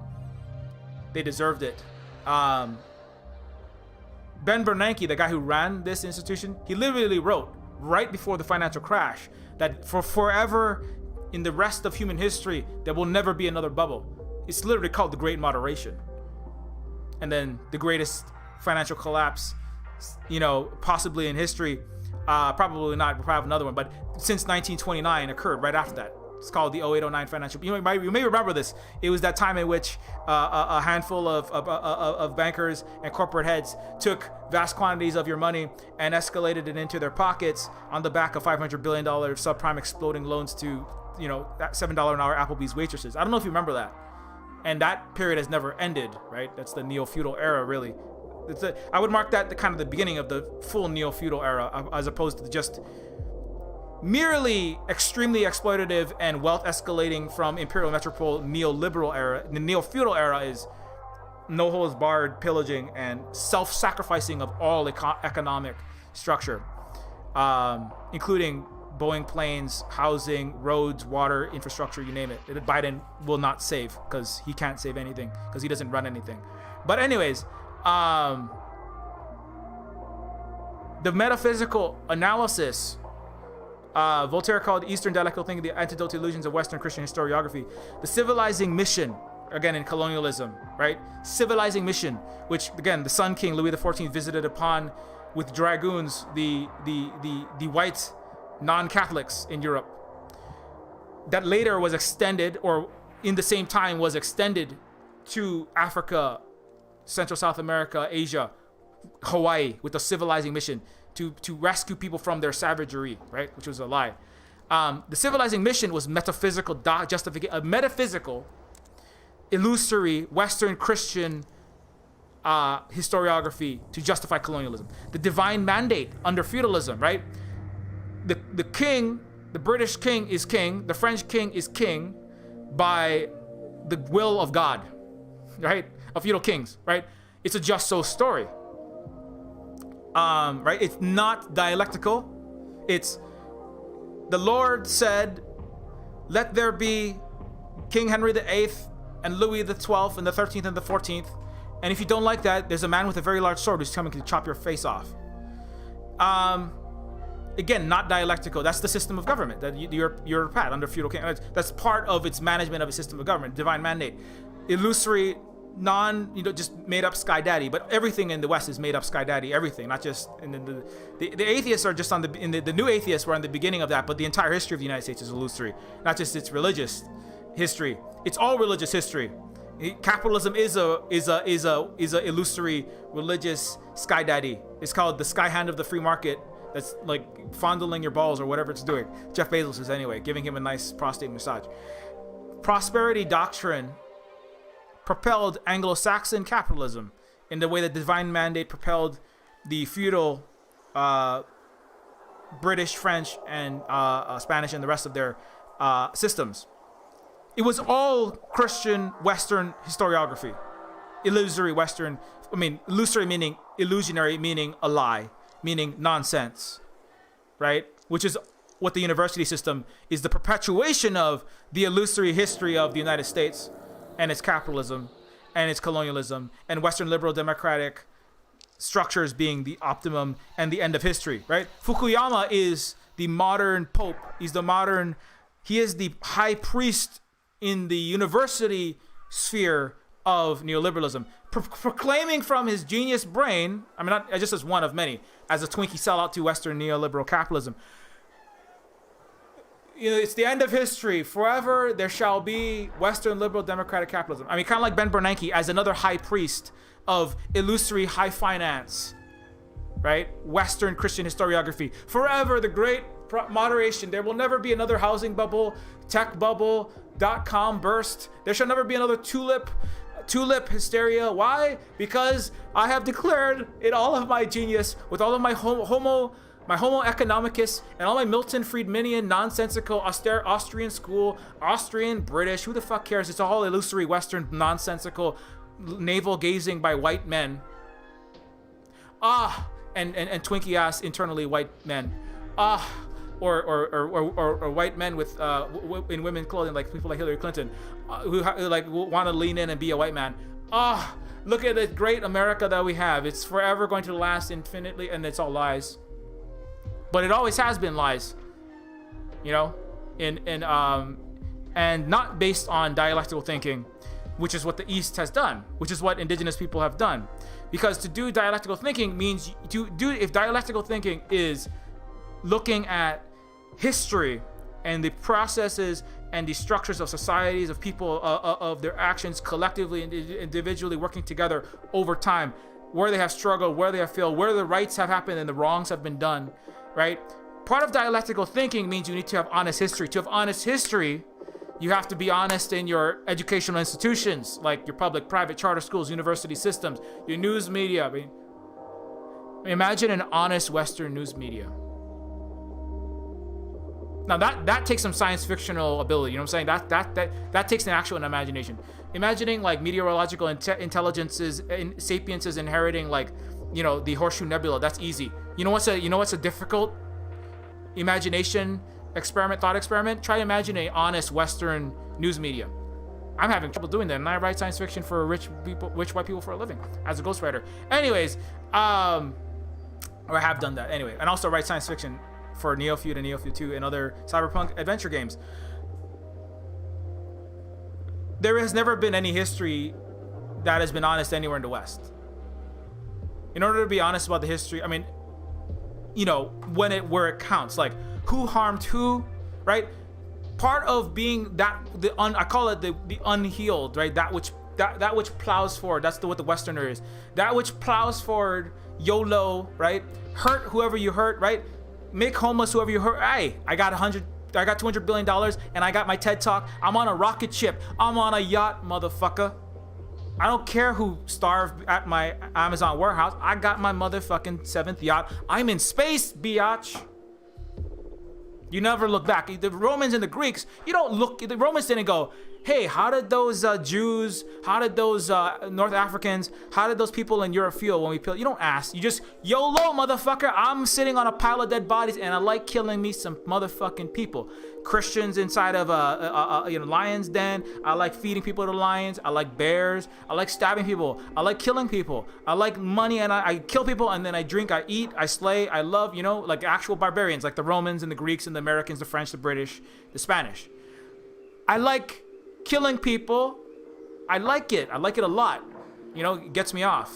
And also I like having the money and the wine and the stuff that comes with it. I like standing on top of your dead body and saying, hey, you fuckers, you're all gonna be Roman now. Hey, you fuckers, you're all gonna be Spanish now. Here, have some boiling water down your throat. Hey, I'm King Leopold II. You don't like it? I'll chop your hand off. I like it. I get off on it. It's sadistic. You don't look back. The sadist doesn't look back and go, "Oh man." I mean, not in like in a consensual BDSM dungeon. I'm talking about like in the real world where most of that actually happens. You don't look back and go, "Hey, I'm sorry that I did that." No, that doesn't feel good. Well, you know what feels good? Killing another person. You know what feels good? getting another yacht on the back of another 1,000 starving homeless Amazon workers. You know what actually feels good? Blowing up another million people in a Middle Eastern country that you don't know how to pronounce the name of. That's what feels good as a neocon warhawk or a neolib warhawk. You don't say, how did the Iraqi feel when I blew him up? You just blow up the next person. You don't look at, to have a dialectical history, you would have to, like, once you blew up the first person, you have to go back and go, hey, I wonder, to do ho'oponopono, to do restorative justice, you have to have a culture that is even capable of looking back at what it's done and going, hey, what, when we blew that person up, that first one, the first person I stabbed as a centurion, or the first 1,000, or the first 5,000, or 10, or 100,000, let's look at an honest history and go, okay, Romans, we did this terrible fucking thing. Look at that thing we actually did. That was fucked up. Let's try to work on writing that. No, there's never been that for thousands of years. It's just next death, next exploiting, next colonialism, next slaughter, next feudal serf, next slave, next peasant, next temperate embarrassed miller, next wage slave. And everyone looking up going, hey, when am I going to get into that fucking palace and then be the one who never looks back? I just want to be the one. I don't want to look at all the dead bodies. I want to stab and crush and stomp my way to the top of this pile of dead bodies. You don't look back. You don't look at the dead bodies. If you look at the dead bodies, you might have to actually reflect and go, oh my God, I traumatized and killed and caused so much suffering. Oh my God, I'm a Hawaiian cop who shot other Hawaiians. Oh my God, that's no, you don't. You just go to Vegas and you drink and you smoke and then you fucking have a nice $400 Iron Chef Morimoto dinner in a Waikiki hotel. You don't think, go, holy shit, I sold my Hawaiian soul out to the U.S. military and I blew up a bunch of brown people in Iraq. You don't look back. You just kill another 1,000 people because you get off on it, because you like it a lot. You like killing people. Just say, I love killing people. I like making a lot of money, killing people with homelessness and malnutrition deaths that I do by buying the entire government of the United States. That's the Western way. There can never be dialectical history because there can never be history in the West. There can only be infinite Western Christian historiography of lies and divine mandates, civilizing missions, and prosperity doctrines. There can never be honesty at scale where it matters in the West. There can never be dialectical. To have dialectical thinking would be the undoing of the entirety of the Western world. So, and that's why America is just going to die.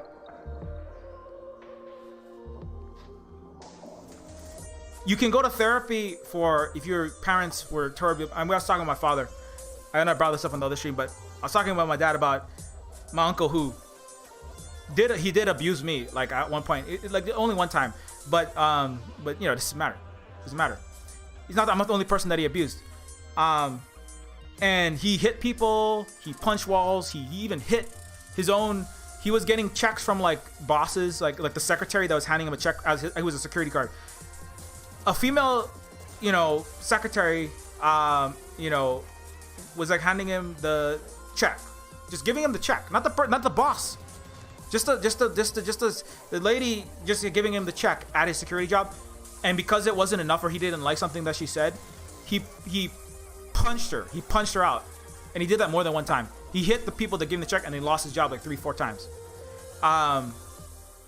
And he also hit other people in the family. He traumatized many people. He threatened to hit even his own brother while he was like terribly disabled, and he still was out committing violence. And my dad started talking about like, I wish that there could be some therapy and we had to go back, and I wish he could, and now he's like recently fallen into basically permanent coma. He's probably going to be dead soon. He's on dialysis. He's been failed by the US medical system. Was malprescribed like lithium and had lithium poisoning. And now he'll be dead soon. My dad said, I wish he could have called you and, said, I'm sorry for that time when I abused, me personally. And I wish he could talk to those kids, that he abused, and he could go back into his own history and right the wrongs that he had done, And I was talking to my dad. I said, like that, that would help. He didn't do it, and he's not going to do it but the thing is, he's a Hawaiian. He was extremely homophobic, but that's successful colonization. My uncle, like my father in a different way, were successful coconut. They successfully made a white person inside of a brown skin. They made a Westerner out of them, because my uncle never looked back. He punched, he violated, he drank, he kicked, he screamed. He never apologized for anything. right? You don't look back, right? He was extremely homophobic. Hawaiians had full acceptance of LGBTQ plus people and gender fluid people. And he was incredibly homophobic, and a drunk, right? And like many of my father's fathers and fathers before them, they were drunk, abused Westerners with brown skin that were successfully colonized and then died in the ghettos, you know, that they're from. Penniless. My grandpa died penniless with no money to his name. Your grandpa before him. And each one of them beat their, to some extent abused or beat their wife. Definitely great grandpa. Beat his wife. Beat his children. Drank. Died penniless. A failure in a ghetto. And the first one, he was actually a cowboy. He beat his Hawaiian wife. My father only learned that at the age of 70. He was lied to his entire life because that's part of Western historiography. The sibling said, "Oh no, it's just he's a little, you know, we have a little dysfunction, and it's just." Grandma was only crying because he sold, 80 acres for $500, and they lost horses, and that was sad. She was just sad. She was just crying about the horses. No, she was crying because he was physically beating her, and also he was he failed. He lost to more successful Western capitalists, Alexander and Baldwin. You may know the Baldwin family. Alec Baldwin. They own vast quantities of Hawaii. One of my classmates works for them and makes homeless Hawaiians by selling off to billionaires in Saudi F-35 purchasers and American billionaires $2 million condos. He works for Alexander and Baldwin. And my great-grandfather lost everything to them, and then he beat his wife, his Hawaiian wife. And all of my family are the descendants of when you are traumatized, you can become that which is the traumatizer. When you, like I said, like when on the stream recently, when the slave master whips the slave, you traumatize the slave, but you also traumatize yourself. You become that which commits violence. When you bomb, as in Iraqi, you get your $200,000 that you need to pay for your healthcare, your housing, and your medical, and your children's college education. When you become a U.S. military member or police member, as an internal or external stormtrooper. But when you blow up, and even if you don't blow them up, you know who you work for. And when you do that, whether you're the Excel spreadsheet programmer, whether you're the drone programmer that's not physically blowing up the Iraqi, the Afghani, but you know what you're participating in, you traumatize yourself. When you traumatize, you're traumatizing the Iraqis that you're blowing up, and if you're in their face shooting, even worse in some senses. But you are traumatizing them, but you traumatize yourself. And that's why my uncle was also in the U.S. military, which is also incredibly racist against Asians. I don't know if you know this, but many people don't. Because for whatever reason, the diaspora has not been talked about a lot, but it was incredibly racist. And Hawaii is an incredibly racist place because Hawaii is a place that has been heavily colonized. And many people with brown skin are white inside. And I include my father in that. He denies still to this day. He actually supported the genocide. He defended the Catholic Church in Canada despite mountains of bodies with full hard evidence of genocide. He's still supporting them. Because why? Because he is successfully westernized. He is a Roman inside. As a member of the Holy Roman Catholic Church who taught at a Catholic school and who was studying to be a Catholic priest at Gonzaga University, he is a Roman. He doesn't look back honestly. And to come back to that, there is a version of my uncle that he doesn't fall into a coma and die, never having righted anything. But that is the most American thing that my uncle could do, is to just fall asleep in a for-profit medical facility, falling apart, with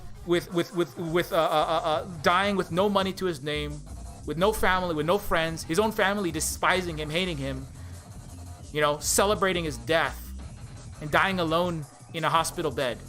Still trying to punch his own brother, right? Still not apologizing for beating and drinking and screaming at his own family members and other people, punching out secretaries. That is the most American thing that he could do, and the most Western thing you can do, because you don't look back. You just go. He fills his mind with, "I'm the great kung fu master." His Western undialectical Christian historiography is, "I'm a good Catholic because I went to church." And that's what, and I am the kung fu master. And every time I punched someone out, I was doing the right thing because I was just practicing my kung fu. So that's his version of that the civilizing mission, the divine mandate, the prosperity doctrine, or whatever capitalist diatribe comes out of economists from Harvard graduates in 2021. I don't know what so they're still Harvard. I mean, I don't know if they're still around. Well, they're too busy. You know, they're talking about how like they're actually environmentally conscious because they donated $10 worth of steel straws, like Elon Musk donated 2 sleep apnea machines, while they own all the water rights to California, watching it burn and making money from the jacking up prices of water in California. So to die having never looked honestly back at your own history, let alone your entire, though, in all of your society, your culture, your state, your entire illegally occupied Hawaii, your American history, let alone your own family history, to die alone, happy in your own self-delusion as a great person, right?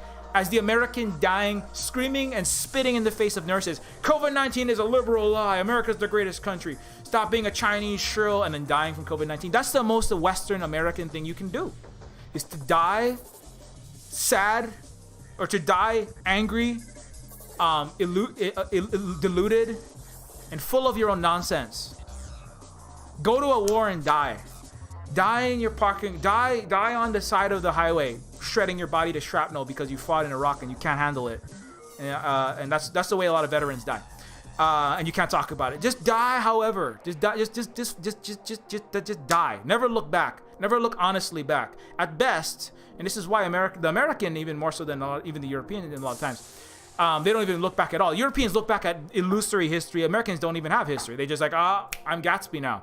Because that's even more ideal. Just invent who you are now and then make that all up and then never look back. And if you do look back at the flag and Thomas Jefferson on a pedestal. Look back at a stolen constitution. Look back at some man at a statue, right? Standing and being worshipped even though he had slaves under him, even though he killed for slavery like Robert E. Lee. Looking at people who did atrocities that were all war criminals like every US president. Look back at this illusory history that's why all the statues have to come down. There can never be enough statues that come down, because in order to take down everything that has to be taken down in America, you'd have to take the entire, there wouldn't be an America anymore. There can never be reconciliation in America because America is a crime. The highest crime of crimes. And so when my uncle died, I said, but my uncle did his American duty. He did he fulfilled his call of colonialism. I'm sorry. My uncle fulfilled his call of duty. His call of American duty is to die, never apologizing for anything. This is why Donald Trump he was a very American president. He never apologized for anything. Never. Ever. Never, ever. When was the last time an American politician ever apologized really for anything? Never. Never, ever. When was the last time Justin Trudeau didn't just go hashtag reconciliation, but actually made right? No, he can't, and he won't, and he never will. He's still suing $100 million worth of Canadian taxpayer money in lawsuits against Indigenous, murdered, genocided children's families. Canada can never, like every other Western barbaristic non-civilization, can never do therapy. And then my point there was like, we could have Uncle Ben sit down and have a cry out with me and go, I'm so sorry I hit you, Chris. I'm so sorry I abused you, and I'm so sorry, my sister, that I punched the wall and scared the shit out of everyone. I'm so sorry I beat you. And every Hawaiian that's ever beat their children, they all have something to apologize for. But a lot of them are just like, well, dirty lookings, that's just how we are. Hawaiians are full of, sadly, a lot of Hawaiians are filled to the brim with their own Western installed lies, and they will die as white people despite how much hula they practice and how much kalo they plant. They will all die white. And I'm very sad to say that. But my father will die white, and so will my uncle. They'll all die as Roman emperors. They'll all die as Roman and American and British, because they will never look back honestly at all this. My dad tries, but he can't look back deep enough. Still too busy denying genocide, actual genocide in Canada, while supporting it in genocide lies in China. Everyone who's ever beat their children is white and Roman. They're all centurions. And that's most of America. And they will all, and I don't want to talk too much about Holly's family. I'm talking about my family, but I'm talking too much about Holly. But there are many white Canadians who beat their children, abuse their families, abuse Indigenous peoples, never. The University System of Canada, the anthropology departments are saying they are themselves still denying genocide, and they, by looking back at all of their, again, as individually looking at your own individual historiography and going, hey, I abused this person, I abused my wife, I stole financially and from my own family members, and I hid what I did. I abandoned my children. I was a deadbeat father. Whatever it was, right? You can look back at your own life when you're on your deathbed, maybe. But even harder than that is to look back at what your entire culture and what everything that gives you your money and your benefit, even outside of your individual family, person-to-person harms, your entire, and particularly if you're white and you're upper middle class, or you're American, you're Canadian, there's even less of ability to look at the entire structure and go, wait, this entire structure and my children's inheritances are built on the stolen colonial land of Canada and the stolen billions of dollars of wealth from international corporations that my daddy invested in, that gave me this trust fund, that gave me this inheritance, that gave me this house in California on the stolen land, and I have a duty to undo this stolen colonial wealth, not just say sorry, reconciliation, but fucking take all the money I have and put it back in indigenous hands and into decolonization and actual mutual coexistence struggle and give it back to the dragon. Take your 6 houses that mommy and daddy own and the billions in your trust fund and give it back to the dragon. And by the dragon, I mean the shahui, all of the people that make up the entire society and the land. That's what land back actually means. But how many American, even middle-class millennials are going to do that? How many Destiny and Vosh stands are going to... No, none of them are going to do that. And that's why America will die. A slow, painful death of starvation, homelessness, illusionment in their AAA virtual reality matrices of their video games, literally in the matrices of their news media, left, right, and center, in the matrices of their little circle, their social circles, their dwindling pockets of functioning suburb that are set on fire. And that's the way that it will go. Because it can't go any other way. In the same way that my family can't go any other way. Except into the good night, hashtag Roman YOLO. You know, fuck you all. I'm not apologizing for shit. Fuck you all. I'm Catholic to the end. My parents are feudal Catholic. See, they're much more French and Spanish flavored Western barbarists than British capitalists. My dad is like, oh, capitalism maybe wasn't so good, but I definitely stand me some Catholic genocide. You know what I'm saying? Part of it is because they get 2/3 off their rent from the Roman Catholic Church, and they profess undying fealty to it, and wave away all of the physical shattering of my mother's knuckles by the Catholic Church, the telling her that she was subhuman because, or that you're unprofessional because your Hawaiian kinky hair is embarrassing for us, that you have to come to work every single day, and if you take one day off of work, that's inconvenient for the Catholic Church. The Catholic Church still has this is the thing, feudalism is still here. The Catholic Church has 1 billion people in it. There are people that profess undying fealty, my own aunts and uncles. And not just that church, there's other churches that have billions, and the Mormon church has done horrible war crimes in Hawaii. There's genocide of Hawaiians backed, and we have to dig up all the bodies. We don't have all the receipts yet, but there are dead bodies under Catholic, Protestant, Mormon, and non-denominational white people who forced my people into the fires of Chinatown by the tens of thousands. And the incinerated ashes are on which was built my father's shantytown. The incinerated ashes of Kanaka Maoli, Native Hawaiian, Japanese, Chinese, Vietnamese, and other Asians that the West just all calls Chinamen are what my father's shantytown, the tenement houses were built. It's a ghetto. They're in denial about that. That's part of the illusory Western historiography. Is my father is in denial of his own oppression. Some of the worst abusers, sadly, are black and brown cops are some of the worst abusers. Even more so, like Kamala Harris. They go double. They go, I'm willing to go out of my way to shoot an extra or imprison an extra black member of my family to prove how white supremacist and how deep my dedication to America is. Please give me a cut. Please give me a cut. That's Kamala Harris, right? That's Obama. That's my own dad.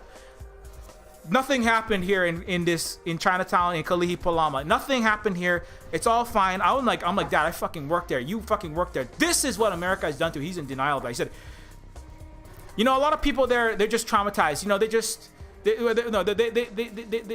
you know, he basically said brown on brown crime. I'm like, Dad, you're more fucking brown than you are white. What are you talking about? You're like literally more than half Asian and Pacific Islander than you are white. And blood quantum is nonsense. I don't believe in that colonizer bullshit. But even by their own statistics, you are not white. People at our school, the private school, they all thought he was Hawaiian. But inside, he was Kamala Harrising out. He was fucking white. He was coconutting himself out. And he still isn't dead. I was like, Dad, I watch all these homeless people. I work with countless homeless children. That's what Neofeud is based on. All these homeless Asian, Pacific Islander, disproportionately black, brown, poor whites, but all living in this ghetto. In which the highest rates of mass incarceration from schools, worse than Baltimore, Chicago, and LA, the highest rates of mass incarceration of children into the for-profit prisons is out of this area of Hawaii that we are from. And you're telling me it's nobody's fault. That's just history. My father will die, #liberal YOLO, as a liberal Roman, as a liberal imperial, as a liberal American white Catholic man. He will die that way. My uncle will die as an abusive, like, Republican Twinkie. You know, I hate gay people. I don't care. I'm gonna punch you out. I'm gonna kill you. I'm gonna punch out random people, and I'm the kung fu master. And I served in the U.S. military, and he doesn't know shit about it. You know, and so so most of my family will die as successfully colonized people, because that's all you can do in America, you know. Or you can not do that, but you'll be incredibly lonely. There'll be no one to talk to, you know, when you start saying shit like, hey, you know what, actually this entire project is a failure and this is colonization. And also, all the banks, the corporations that you all work for, these are all terrible, disgusting institutions. Also, half my family works for the police or military or something like that. The ones that have any money anyway, they have like fucking timeshares in Kona. They got another fucking house in Dubai. I got a cousin-in-law that's got like timeshares in Dubai. They all work for the military. None of them are gonna come around and they're gonna honestly investigate what the thing they're working for that's giving them all this. Where did all that blood money come to get you that timeshare in Dubai? Where did you get that Kona? Where did you get that Kona hotel that you are always staying at? Where did you get all that property that you own in Hawaii? So-called Hawaiian? No, they're not. They're gonna YOLO. They're gonna die Hawaiian stormtroopers for the Star-Spangled Roman Empire. They're not gonna look back. And that's why Honolulu and Oahu will die, along with the United States. Yeah, to my mind, yeah, anyone who has ever beaten, anyone who has ever accepted beatings or given beatings, he will die a white person. All the Hawaiians, all the Polynesians, all the Samoans, that includes many kids that I work with. Sadly, they will all die white.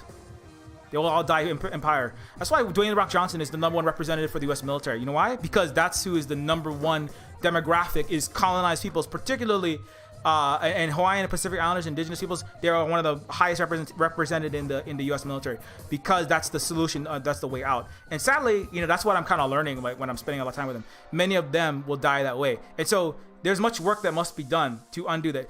I would argue, like, much of my indigenous friends and comrades, when I say indigenous, I'm talking about indigenous that have been successfully deeply colonized. People who live in Hawaii, American Samoa, any Samoa, all of it.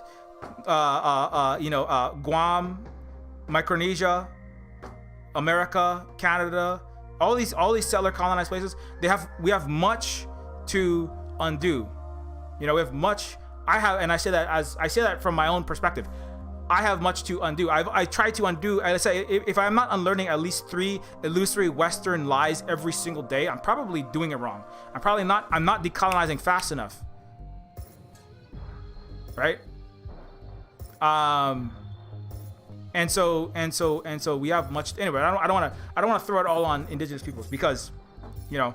But one of the lies is that I have problems with even my own brother and sister is Hawaii. When I program anti-capitalist, cyberpunk, anti-imperialist adventure games, that doesn't make me stop being Hawaiian. I would argue that's the most Hawaiian thing I can do right now. What I asked myself is, what would Kalakaua do? What would a successful leader of the Hawaiian nation, when we had universal health care, when we had full equality for Chinese and African people, when Americas still had slaves and Canada was not the end of the Underground Railroad, they chained up Chinese and abused them and killed them in Canada, and black people were segregated. Hawaii was the end of the Underground Railroad. What would those Hawaiians who ran a successful indigenous Hawaiian technologically advanced civilization, what would they do? Would they be doing boutique gardening for American government so that Punahou and Ilolani and wealthy 30,000 a year white children can go feel fucking indigenous today? Is that what they would be doing? No, I don't think that's what they would be doing. What they would be doing is building indigenous sovereignty. They'd be educating, but they would be building indigenous economic sovereignty that is resistant to, hey, I'm not going to give you a grant unless you practice and perform your indigeneity the way that white people want you to perform it. Like Megan Byrne, one of my friends, who was told, I'm not going to give you a grant to do a technologically advanced Toronto with indigenous people with their signs everywhere. Or even not Toronto, just an advanced Anishinaabe, Cree, or Sioux city. You have to do indigeneity like drunk. It has to be poverty porn. It has to be Indians drunk at their alcohol store and then maybe standing in front of a water line crying. Indigenous people got to be beaten by cops, losing, dying, suffering, boil water advisories, or no money for you. That's what we're going to give you money for. You want a gun? You want a university grant? You want a Canadian government grant? You want an American grant? You want a non-profit, white-owned fucking Eastern colonizers money? You want Weinstein, Jeanette Weinberg fucking money? Perform your Hawaiianness the way we want you to perform it. Don't economically liberate yourself. Don't politically liberate yourself. Perform your indigeneity the way we want it. Dance in your fucking hula skirt. Dig the kawa with your hands. Don't use any machines. Barely get above subsistence level, and then be perpetually relying on us to pay for your electricity, your truck, and your health care. And if you don't do that, we're not going to give you any fucking money because we don't actually care about you. Because we're Democrats. And we're liberals. And we're Americans. We don't actually want to go back and right the wrong. And so, that's something that I would, like we do, it is important to be in touch with the work and do the work and support it is important to be in touch with the history as part of the dialectical history of the colonization process. But part of that is also acknowledging the successes and also undoing the illusory indigenous history, the illusory white history of indigeneity. And that's very difficult to untangle because white people and the colonizers have incinerated, literally burned, much of that history. That's why they burned the Catholic churches down in Canada, because they didn't want anyone to find out what actually happened. But it's not the Catholic Church. Most things that are ever written by a white person is a lie, and everything that comes out of a white mouth is a lie, even if they don't realize it. They're echo chambering some CIA lie, like, oh, Uyghur genocide, Xinjiang, blah blah blah. Oh, Iraq, WMD threat. Oh, yellow cake. Everything that comes out of a white mouth, Republicans, left, right, and center, is mostly lies when it really matters. Yes, 2 + 2 = 4. The airspeed velocity of an unladen 737 is mostly not a lie. But when it matters, history, economics, politics, the rights and wrongs and the actual struggles of human beings for centuries and millennia, it's all lies.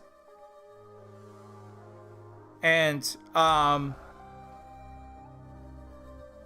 so, back to the kind of the therapy metaphor. So, like, you can do therapy. Like, if you were abused by your parents, you were beat, you were whatever kind of, you had a mother who left you alone, father who, whatever, was drunk, like lots of my family. You can go to therapy for that. If you have marital problems, cheating, whatever, dishonesty, lack of communication, right? Somebody going out and partying all the time and then coming home and then saying sorry, but then not really doing anything about it. Because that's also a very Western thing. Sorry, that's a Canadian thing. Sorry, but I'm going to keep genociding you for my own family's, 25 acres of Vancouver that's built on your stolen land. That's all of my money for all of my Grimes concerts and I'm literally Grimes, and my mommy is literally the prosecutor for Canada, crushing Indigenous people with lawfare. There's no such thing as law in the West. There's only barbarism with gavels and attorney characteristics. There's no such thing as law. Anyway, because in order to have law, you'd have to actually have justice. And in order to have justice, you'd have to look honestly at history and right wrongs. But they don't do that. They just throw billions of dollars at lawyers who are overpaid criminals who sit around and elucidate 2,000-page, highly obfuscated sesquipedalian documents. And yes, I purposely use all those words in that sentence because that's what white people do, and that's what I've been trained to do. Anyways, but I try to not do that. But when you have, if you want to, you can have therapy for your marital problems, and maybe it will help. You maybe. Most people won't. Most people, like a good Roman, British, French, or American imperial, will just die, never fixing their abusing of their spouse, their parent, their child, their work, their friend, their brother, their military service. Most of them just die. Just go away and die. Alcoholics Anonymous is like 0.000000001% in America, where they tell my dad's brought it up. You know, there's Alcoholics Anonymous. I mean, that's like, how many people do that? It's basically none. Also, they do Alcoholics Anonymous, and then there's still capital. Where's the Capitalists Anonymous? There is none. Where's the Landlords Anonymous for all the abuse that people who have made their entire money crushing people's ability to live and making them destitute and causing them to die with the violence of homelessness? Where's the Landlords Anonymous? There is none. There never will be. There can't ever be in America. Not where the scale that we need it. Where's the Bosses Anonymous? Where's the CEOs Anonymous? Where's the military Imperial Anonymous? Where's the Excel spreadsheet fucking high frequency trading Goldman Sachs algorithm programmer for US military subcontractors Anonymous? There is none. There can never be. Where's the you can have therapy for an abusive spouse, or you were as an abusive parent, or being abused by your parents. You can have a little bit of, you can take a Prozac and you can have a little cry on the couch of some shrink. But you can never have therapy for the greatest abuse of your entire capitalist, imperialist, racist society. There can never be that. You will die. You can only die in America, and in France, and in Germany, and in Britain, and in Canada, and in New Zealand, and in Australia. You can only die as a YOLO, imperial, unhealed person. That's all you can ever do. And do a little token, oh, mommy and daddy was bad to me. You can lie down on a German couch and listen to somebody who read a lot of Freud, or some other Western clown about how to fix your psychology, and then never fix anything. Because what really needs, that's not what really needs to be fixed. Somebody recently said, like, what I don't really need, I don't really need to talk to somebody on the phone for a long period of time anymore. I don't really need therapy. I need family. I need like a healed community to become more healed in. There is no community that's healed in America. The violence of poverty, the violence of being forced, taking $10 an hour, and being threatened constantly with destitution if you don't keep doing this shitty job for this offer, whether that's a social worker for Coastlandia Certainty and Services, being denied your, cyborg, my cyber arm's malfunctioning and almost caused a car crash. It's hampering my productivity. You censoring your own difficulties as a disabled person in capitalism, that you're already traumatized. If you're the boss that is firing the elderly person for being disabled, or for firing people because they're unionizing, you are already committing trauma just by being the boss. By exploiting the labor value of those beneath you, you are already that which is committing trauma, and everyone beneath you is all accepting economic trauma. Whether you know it or not, whether you accept it or not, whether it's just being sublimated, whatever is happening, whether you write it off and you just drink a lot at happy hour, as Richard Wolff often points out, you are being traumatized and you are giving trauma at the same time.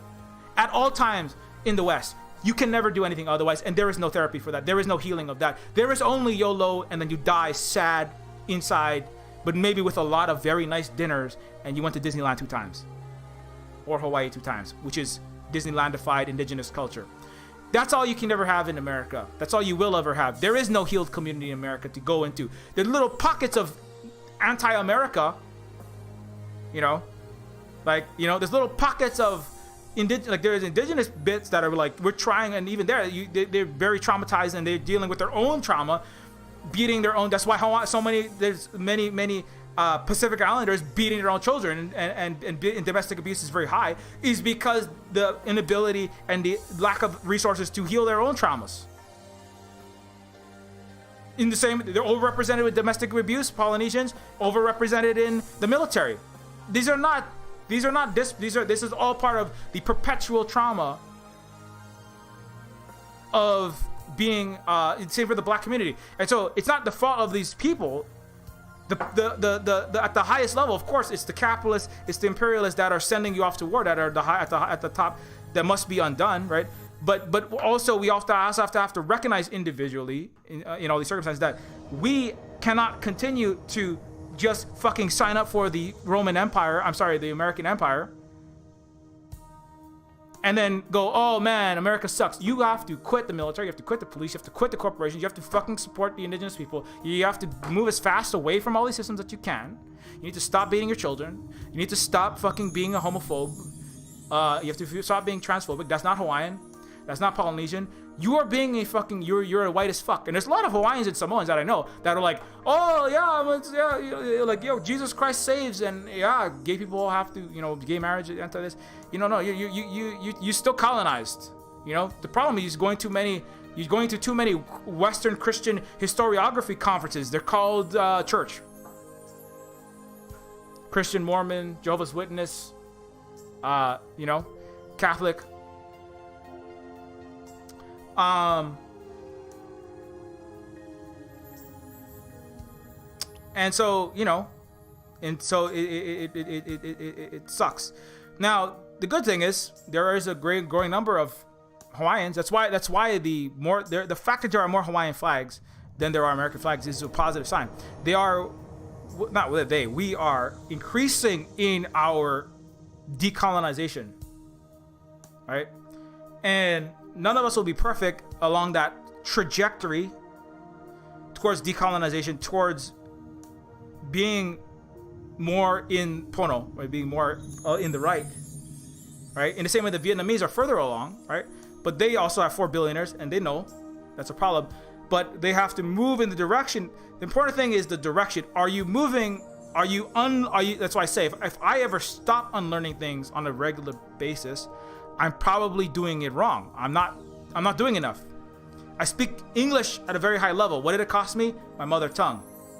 So to pay for that proficiency in English and 20 years of disgusting capitalist college Ivy League school feeder training, I have to undo that with constant examination of everything that I think that I know about everything at all times, which I try to share, and when getting called out doesn't mean turning and going, no, you're wrong, girl, women, trans person, whatever. It means listening and going, wait, maybe I was wrong, because I probably was. Because why? Because I speak English. That's the thing. People are like, oh yeah, I guess we were lied to through all these wars. But I'm very smart and rational. No, you're not. No, you're not. No American is.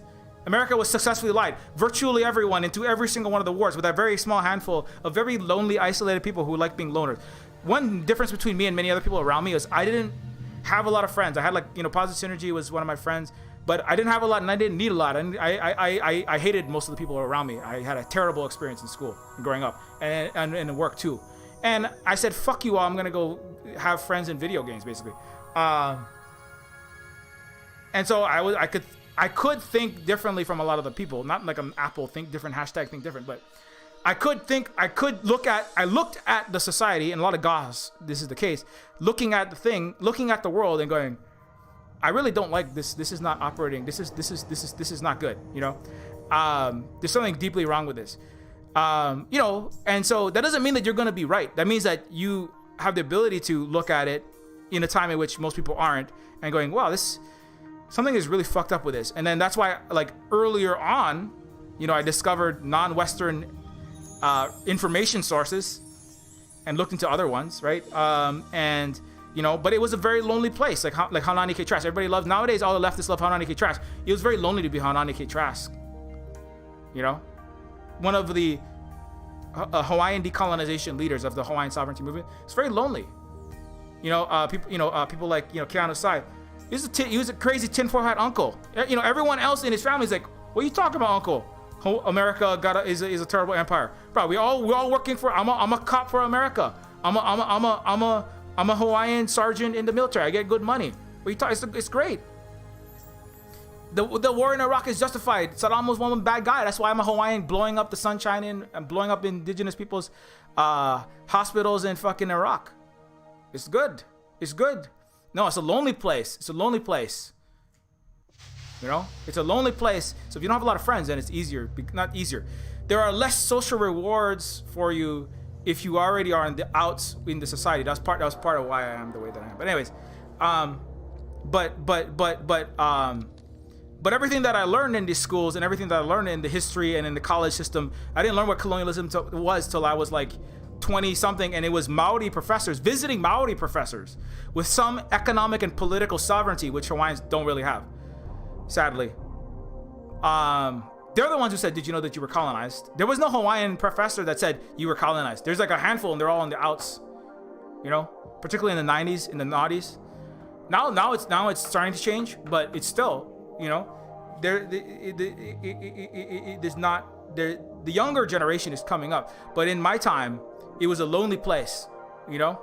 Richard Wolff could tell you, I would give seminars about socialism and leftism and Marxism, and 2 people would show up. Everyone else, right, at my Princeton, at my Yale, at my Harvard, everyone else is terrified that the FBI or their college professor or their mommy and daddy, one is a college professor mommy and an FBI and CIA daddy, would see me going to a Marxist economists seminar in my Ivy League school or any college in the West, and go, in the United States in particular, and go, ooh, we shouldn't hire that person. That person is an enemy. That person is part of the Soviet Union. That person is a sympathizer. That person is in have you ever been a member of a socialist or communist party, McCarthy, Target?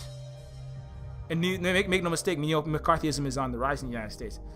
That's why they're demonizing, and literally in all the documents, socialist anarchists are all classified with the same brand as neo-Nazis and extremists and terrorists. So the Intercept has leaked all these internal documents. But so, like, you know, like it is a lonely place, you know. Now it's nowadays for millennial and the Gen Z, in particular Gen Z now, even more so, I think, it's, you can go on a Twitch stream and say fuck capitalism, and it's like, hey, well, yeah, fuck capitalism, man, hell yeah, ACAP, fuck yeah, man, you know. That was another thing you could do, you know. Well, there wasn't streaming at all, and you know, back in the days. But anyways, so, but you know, that you know, and so that's a good thing, is that there are part of the success on Mauna Kea and the revitalization of Hawaiian identity, and the reason why there are more Hawaiian flags, and the reason why we want on Mauna Kea, and the reason why that happened is I would argue very recently. Kaho'o Kahi, one of the people that were leading a lot of the struggle on Mauna Kea, were themselves, you know, millennial, Gen Z or younger. Kaho'o Kahi is younger than me by at least 5 years, I think. So they were raised in a place where you could actually speak Hawaiian. Hawaiian was illegal to speak till 1986.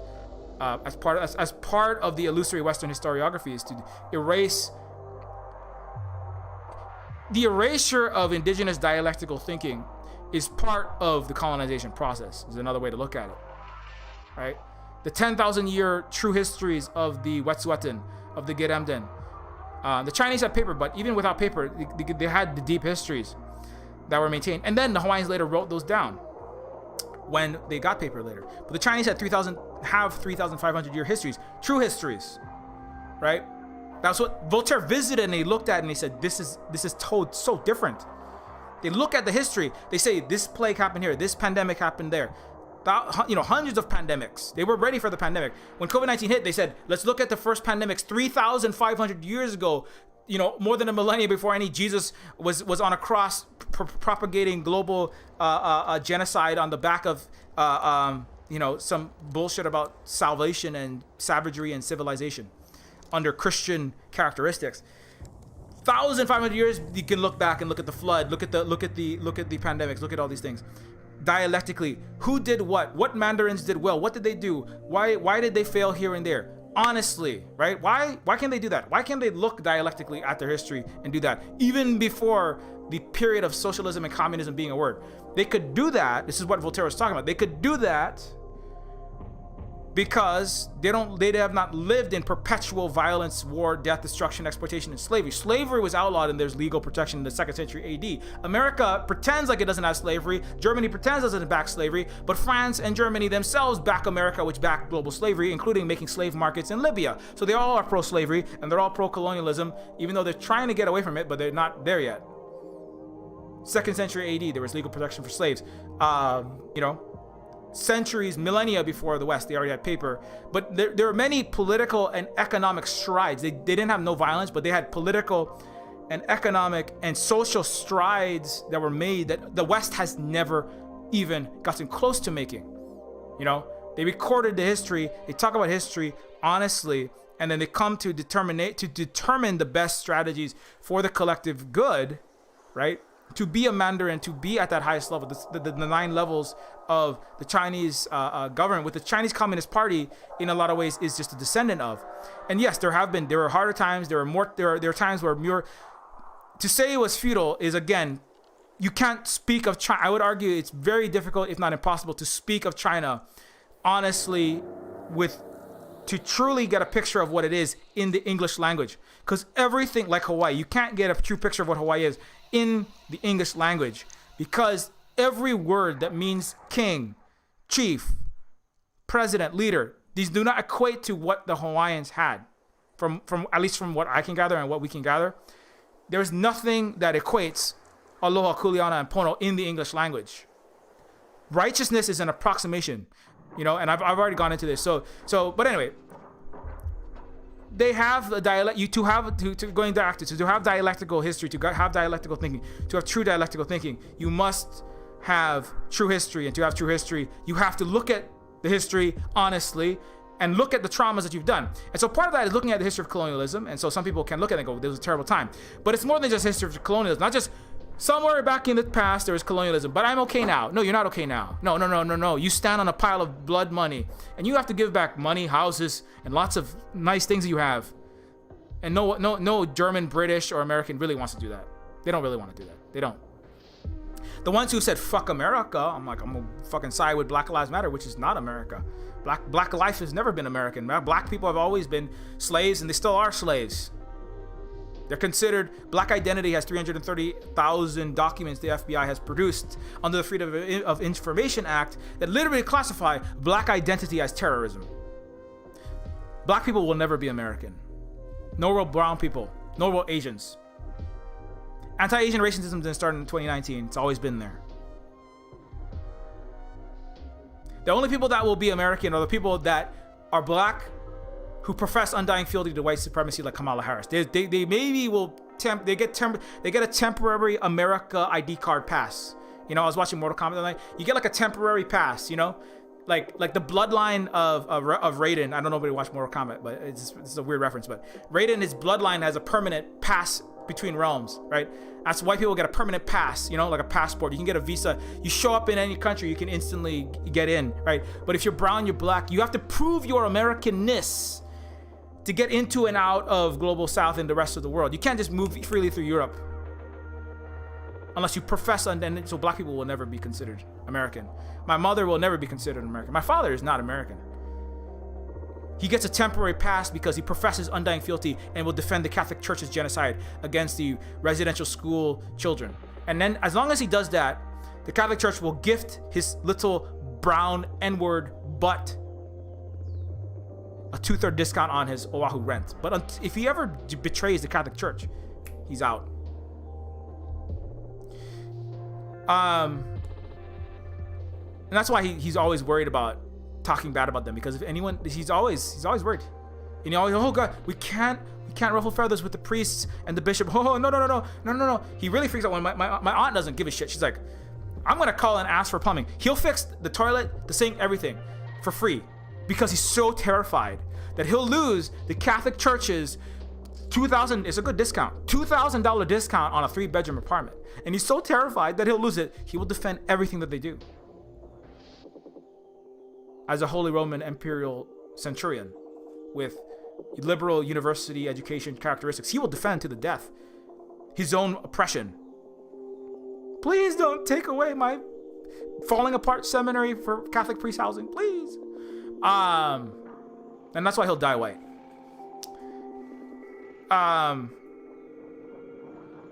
So, and that's why, you know, it's like, I hope that they can come, and if my father gets out from under his, like, please, you know, it's actually very much, if you look at feudalism, is you give 1/3 of your produce to the Lord, you know, again, like you give 1/3 of your produce to the capitalist, right? Sometimes more. Capitalism is a little more efficient than feudalism in that sense. Instead of 30%, you get 50%. Slavery, 97% goes to the slave owner. So that's the maximum form of capitalism.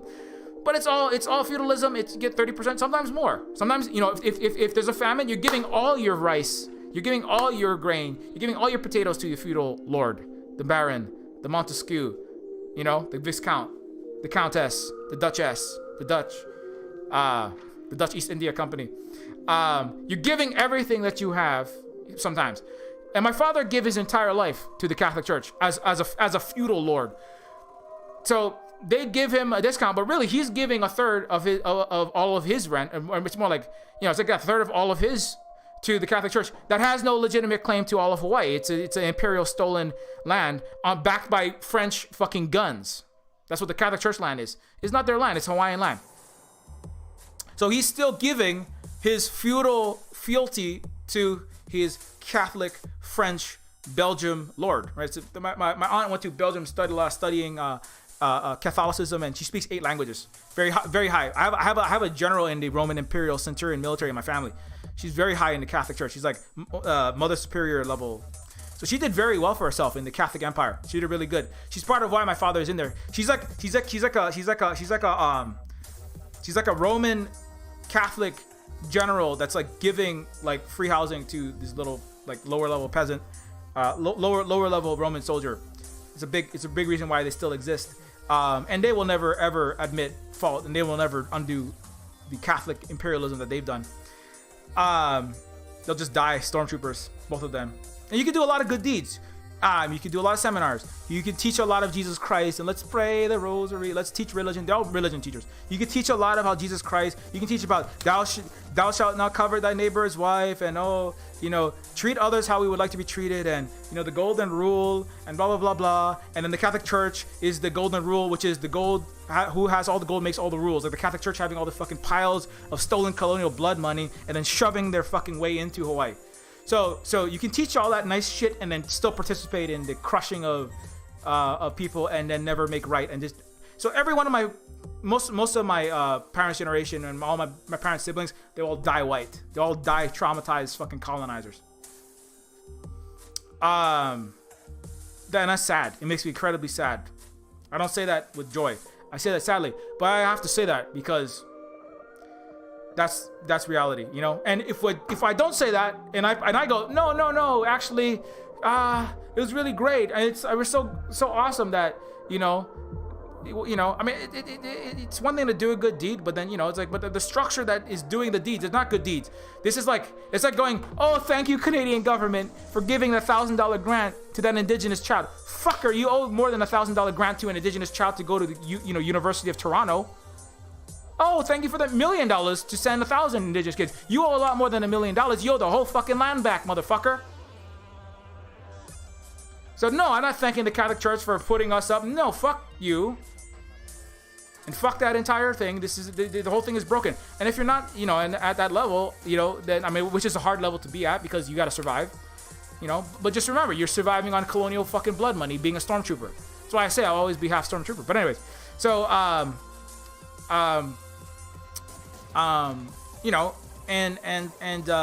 it must be acknowledged. You can even like try to do your best, but what is sad is that many of them cannot get to the point of even acknowledging what they're doing.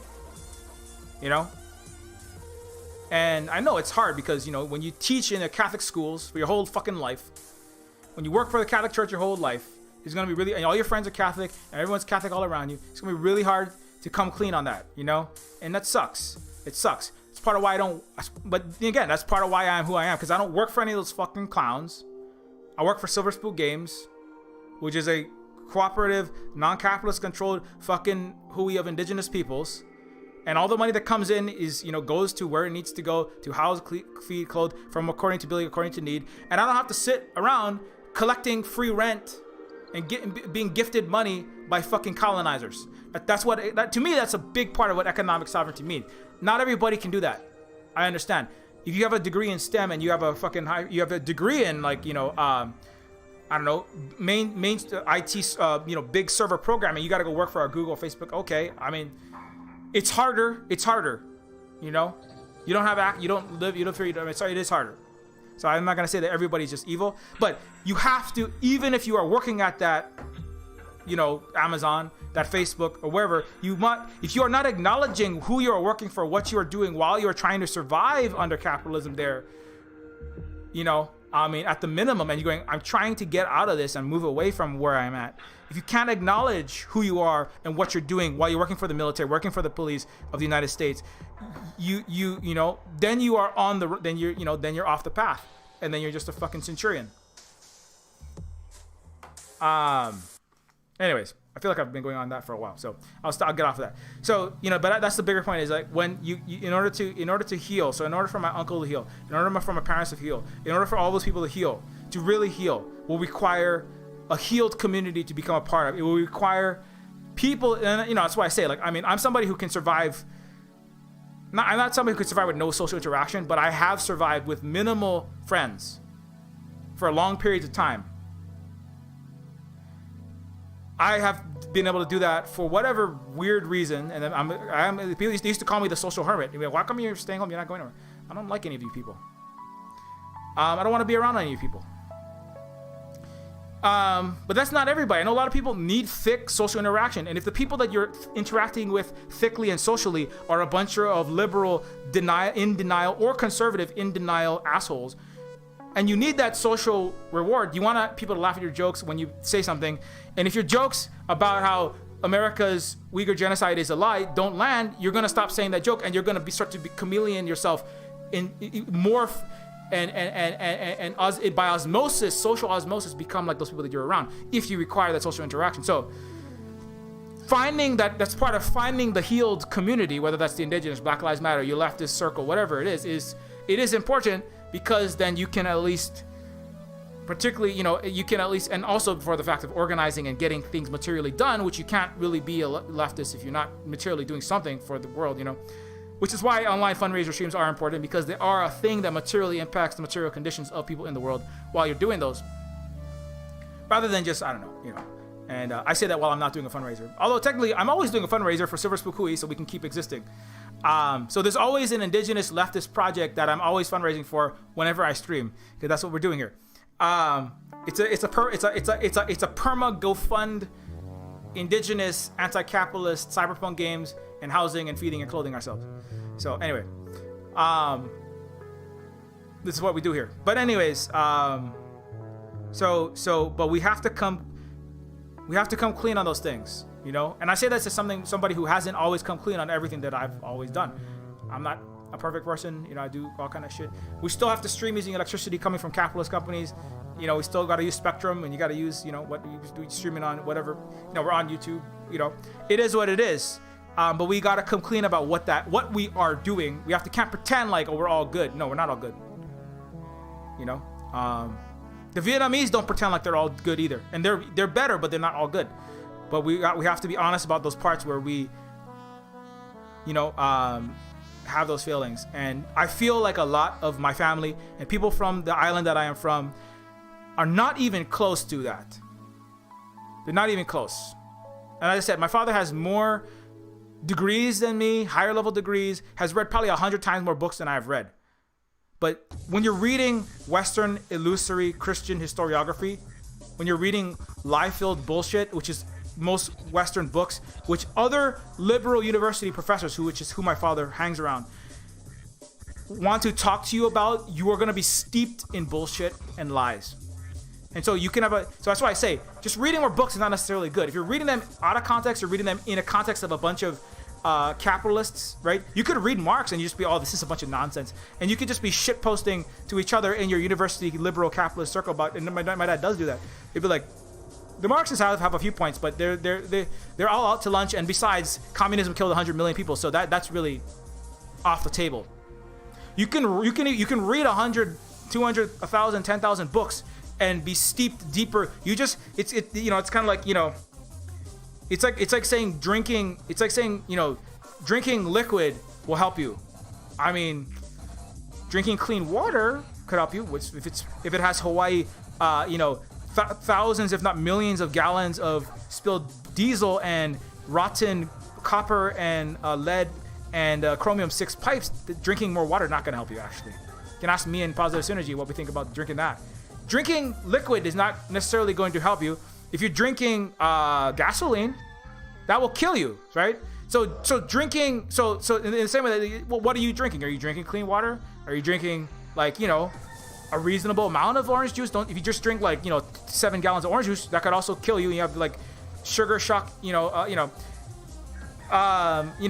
you just drank soda, it's not that you drank 2 gallons of full sugar soda every day. That's not good for you. Red dye and preservatives is not good for you, right? So just saying I read more books, right? It's kind of like if you're reading a bunch of liberal NYT bullshit, Harvard planetary Death Star published nonsense, right? It's like reading 1,000 NYT bestseller books is like drinking 1,000 cups of gasoline. You know, you just liberal brain rot. The brain rot comes from the rotten books. Some of it. You know, oh my God, the liberal brain rot is fucking so terrible. My parents, oh my God, they're all like, that came from all the books they read. So I mean, just reading books. Oh, you gotta read. Yeah, you gotta read. But what are you reading? Also, how are you reading it? Also, in what context, in what circle are you reading? Are you reading it dialectically? Also, are you like listening, and reading books from other parts of the world that are fucking not trauma fests? Like, reading anything in America is really like listening to anybody, reading any book, turning on a news source of an American is like the worst thing you could possibly do. I don't care if they're a fucking Harvard, Yale, and Princeton graduate.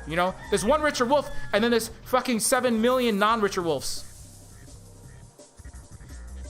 Like you might as well read 10 books from a Chinese Communist Party member than read 10,000 books from any American. Even a lot of the leftists. Vosh is apparently a leftist, and Vosh is over there going, the FBI is good, actually. You might as well be reading fucking nothing.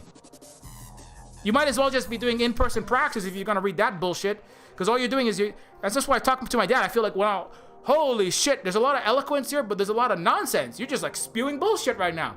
I had like a big blow fight. Me, Positive Synergy, Holly, my entire family, in-laws were all there, and I was like, what the fuck are you talking about?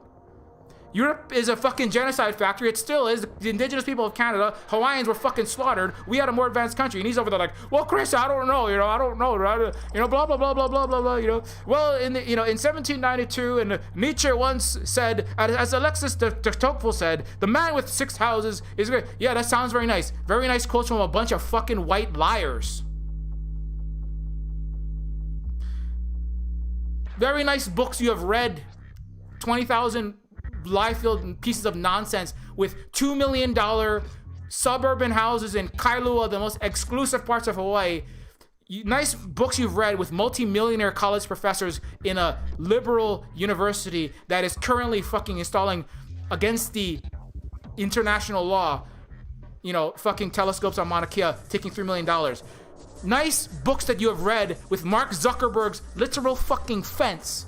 Professor Andrade, he's a literal UH professor who was the go-between to illicitly purchase 700 acres of Kauai to stop indigenous Hawaiian people from practicing their gathering and fishing and medicinal plant and beach-going rituals and historical grounds, right? That's who my dad spends time with. People who fucking fence money for Mark Zuckerberg while teaching at university and being a place of higher learning and fucking pocketing money from Larry Ellison. That's who my father fucking hangs out with. But that's every university in America. I should correct that. They're all complicit, including the entirety of University of California system, with Gianna Napolitano and six-figure $400,000 to $500,000 university administrators and some professors have benefited from the colonialism on Mauna Kea, as well as the crushing of indigenous people, like all the anthropology sector of all of Canada's universities, including British Columbia, UBC, including University of Toronto, including Concordia University, all y'all. So reading a bunch of books written by any white Westerner is a waste of your time, mostly. Now, you can write entertaining books, maybe by referencing with lots of allusions in New York Times bestsellers, and I include cyberpunk authors in that. It's very nice. You can quote Alexis de Tocqueville and all these fucking clowns. You can quote Montesquieu and Alexis de Tocqueville and all these people who thought they knew what they were talking about when they wrote some bullshit benefiting from colonial blood money. That's really nice that all these people who speak English in the matrix of disinformation called the entire literary, film, cinematic, the Marvel cinematic and the Hollywood cinematic and the book and the game universes of the entire Western world. It's really nice that you can be entertained with all of you and there is no nonfiction section in the West, is what I'm saying. And all of your fiction and non-fiction universes, you can be very entertained as a liberal, spending all your time looking at books and debating about the lives and existences of fucking people in Asia and China and Cuba and black people and standing FedTube while reading all of your dead people books. That's really nice. That keeps about half of America afloat. It's called all the college educated people in America. It's called the entirety of the Democratic Party. But it's also brain poison. So anyways, and that's why I'm like, what are you even talking about? Do you even know any Vietnamese people? Do you even know? Do you do you know any Chinese people? No, you don't. Do you know any people who live in a fucking place that has the greatest success in alleviating poverty? In what you liberals claim to be doing? In the history of the human species? Do you know anyone and anything about the actual Communist Party of China that doesn't come out of the New York Times, MSNBC? I don't really know about that. I don't really know. Confucius one time, this one thing that some white Quaker quoted Confucius about, or maybe Montesquieu. Who the fuck cares? What a European said about the Chinese is irrelevant. But anyway, but it's a lonely place because the Chinese, it's they don't want to, you know, that's why I'm very grateful that the Chow Collective exists and that Luna Oi exists, because for the first time in the history of the Western world, there are some large voices that are accessible to the so-called educated entirety of left, right, and center college educated Westerners. There is no education system. That's why Adrian Zenz has a fucking degree, despite being a neo-Nazi who wants to incinerate all the Jews in hellfire. And has a degree in statistics, and yet lies with statistics every second of the day. So, for the first time in history, there are people in the world who can speak the language of the Westerner, like KJ No, like Red Rapper, like fucking what the fuck is his name? Zhang Yu, like the entirety of the Chow Collective, like Luna Oi, who can actually say true things in English. It's amazing that there is that's the first time I've ever seen like truth in English or French or Spanish. It's like incredibly rare. And I mean, not truth like, 2 + 2 = 4. I mean, like when it really matters, like in terms of the entire history of the earth. A lot of this stuff that I've learned, there's some Maori that have some of this, there's some Native Hawaiians, and then there's a lot more. There's 1.4 billion. There's 4 times as many people with true history in their fucking head than there are people in the entirety of the United States. They have more honor students than you have students. They have more fucking college graduates and STEM engineers than you have, you have people with high school educations. Here's a fun fact. 54% of the United States cannot read at a junior high level. Save our American, Hawaiians had the highest, they had 90% plus that could read at very high levels in trilingual often or bilingual ways.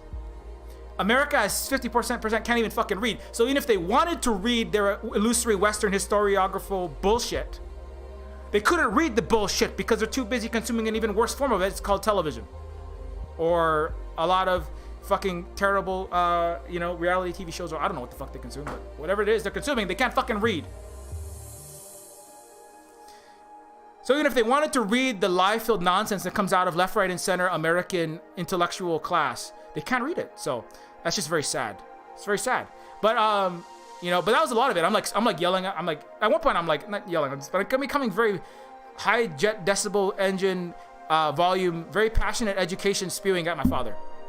And then he's, but this and this and this is, all the bullshit. And he's all like, well, we're not going to have evidence. I'm like, yeah, nobody has evidence. That's why the number one tactic for the Westerner is to just ask for a debate, which is not about evidence, right? Debate is all performance. Debate is all illusory Westernism, right? It's just getting up on stage and like making yourself look like the bigger gorilla, right? That's why Donald Trump wins the debates against Hillary Clinton. Hillary Clinton is more educated, but she's also fucking full of disinformation. But that's not what debate's about. Debate's about yelling and saying things louder and looking more dominant and having lots of gotcha sound, being a bigger bully. It's just being a bigger barbarian. That's what debate is. Debate is like, oh, that's why Vosh and Destiny and these clowns have the biggest platforms in the so-called Western left. There is no left in the West. People who are in the West, they're not Westerners. They're Sioux, Algonquin, black or brown. They don't count as Westerners. The people in the West who call themselves even leftists, they run on this Donald Trump-esque, it's verbal gladiating, very Roman in that sense, right? It's like who can verbally destroy, in all capital letters, obliterate, crush the other side. Ben Shapiro crushes, Destiny crushes, Vosh crushes, destroys, demolishes the, Thinker X. It's verbal gladiating. It's the discursive circus. It's the discursive, violent, throwing to the lions circus for America's bread and circuses as it dies. That's what the leftist debate and the rightist debate and the centrist debate. That's what it's all about. Donald Trump is the circus, and everybody's just trying to follow in his footsteps, and he'll win again. I think if there is an America in 2024, he'll win again. Maybe it'll be gone by then, though. We'll see. It's collapsing very quickly. Get ready to get evicted, by the way. 10 million people plus could be evicted August 1st. So get ready for that one. That's going to be a lot of fun. What I think is going to happen is they're going to write off the evictions, because if everyone is really evicted, that could cause an accelerated decline of the United States as there are more uprisings and revolts. Also, the collapse of the financial system would happen because they are already on thin ice with minimal ongoing payments coming in for rent and mortgages, and they can't allow that to happen. So what's going to happen is probably there'll just be a wealth transfer. What they're doing is they're taking next year's child tax credit. They're taking next year's child tax credit that you're supposed to get $3,000, $6,000, $10,000, whatever you're going to get, and they're paying that out now. That's what they're doing right now. So it's literally taking from the future to pay out today's hyper-financialized neo-feudal banker and corporate clowns. It's basically what they're doing right now. Taking next year's child tax credit. So next year when you go to get your tax return, you're not gonna get one. That includes us. So just here, take it now, while Elon Musk and Jeff Bezos fly to space and liquidate the rest of the, skeleton, to scrape the rest of the gristle and meat from the emaciated bones of the American masses, right? Here, take next year's child tax credit and give it to Elon Musk. Give it to your Bloomberg or your private equity firm that owns the subcontractor that currently owns the flat that you're staying in, or the apartment or the house that's falling apart. Give your $16,000 electric bill in next year's child tax credit for the Song of Texas Ice and California wildfire. Give that $16,000 PG&E bill when they price gouge you for all the money that you have. Give your next year's child tax credit in your 2026 tax return to the private equity firm and Jamie Dimon and Lloyd Blankfein that have their hands and fingers in the fucking the chain of shell companies that owns the electrical company in the place you're in. Take your medical bill, take your COVID bill, take next year's child tax credit and give it to the medical lord. Take next year's food, take next year's money to heat your fucking house when you're freezing to death from the next year's. You think that the day after today is bad? Wait till the day after tomorrow. You know what I'm saying? Go watch the day after tomorrow with Dennis Quaid and I forget who the fuck is in that. Jake Belly Dance. I'm sorry, Jake Gyllenhaal. I always say Jake Jelly Dance. Jake Gyllenhaal. Jake Gyllenhaal. I don't know what the fuck his name is. I don't care. Go watch that movie and then imagine that, and then imagine capitalism continuing during that. They're gonna make a lot of money selling collateralized frozen Coloradan obligations. You know what I'm saying? How much do you think they'll charge for ice statues of frozen Coloradan nurses who died in the cold with no heat because they took next year's tax return and they can't afford their fucking heating bill when the troposphere starts sending down negative 200 degrees Celsius wind and snow and ice and blast you all into a fucking meat popsicle? Imagine 50 million American meat popsicles. It's like it's kind of like July 4th, where you buy a red, white, and blue Mountain Dew, and you can get a cold one and pop open your COVID festival called eating hot dogs and spitting in each other's faces with no vaccines, because you're a bunch of conservative or liberal anti-vaxxers, which is another level of undialectical thinking. And then you have your popsicle, your red, white, and blue popsicles. But instead of eating red, white, and blue popsicles around the grill with your Foreman grill and your Oscar Mayer hot dogs, imagine eating red, white, and blue popsicles, except you're the popsicle. You're the frozen popsicle with no fucking heat when the fucking category 7 ice NATOs come down and freeze the entirety of Texas from all the way through the Purple Mountains Majesty is gonna be the fucking frozen ass Blue Mountains Majesty, and all your frozen Appalachian hillbillies, they can all freeze out in the middle of nowhere with no heat, with no nothing. And then Bill Gates and Bloomberg will lick you up. They're eating you. You're the meat popsicle, and they're licking your Star-Spangled American popsicle. And that's for next year. Have fun with that. Have a lot of fun with that. I highly recommend that you get whatever mutual aid organization you have to get to now, because the United States will do absolutely nothing for you. I'm just saying that as a PSA. You will burn, you will suffer, you will not have heat, you will never get health care, there will never be universal health care in America. Figure out what the fuck you're gonna do. Here's something, the Cherokee and other indigenous hospitals, where the indigenous that have some level of more economic sovereignty, they have actually prevented a lot of COVID-19. And they actually gave even healthcare, even because they gave it to anyone. In the same way the Hawaiians, we housed white college professors who were homeless in America. And the Cherokee, I'm just gonna say, land back. The Cherokee treated even FBI agents and police who had COVID-19 in the hospitals that they were running, because that's the indigenous way. So America's not gonna give you shit. America will eat you for breakfast, and then it's gonna eat you for dessert. It's called your meat popsicle frozen Texas ass. It's called your incinerated. They're gonna have a barbecue. It's a barbecue. It's called Gavin Newsom and Nancy Pelosi, barbecue. But the barbecue is you, with a fire NATO, incinerating your children and your family and your house and whatever you thought you had in your little suburb. Now it's gone. You're on the menu. You will be eaten. That's neo-feudalism. So that's just a PSA for anybody in America. You're all gone. So get in your mutual aid networks. Don't count even on your. You gotta really don't count on firefighters. There is no firefighting teams in America. They're sending everything that they can, but they're running out. And you know who's going to get the firefighting? The Kardashians and Taylor Swift and Elon Musk and George Lucas, who can firefight his own personal little plot of the Redwoods, that he can have his token Skywalker Ranch, tour with AT-AT walkers and people cosplaying, like little people cosplaying the Ewoks. He can have his little thing. The rest of the Redwoods are gone. His little pocket of that is all going to remain in his private firefighting teams. California, you can't get fire insurance on any house. Your house is gone.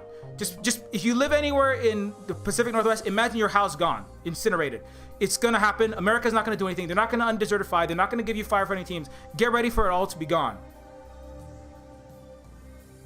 Support land back and get with your indigenous communities that might actually help you, and they're the only ones who give a fuck. Most white people in America and in Britain, they're just doomering out. They're going, oh my God, climate change, what do we do?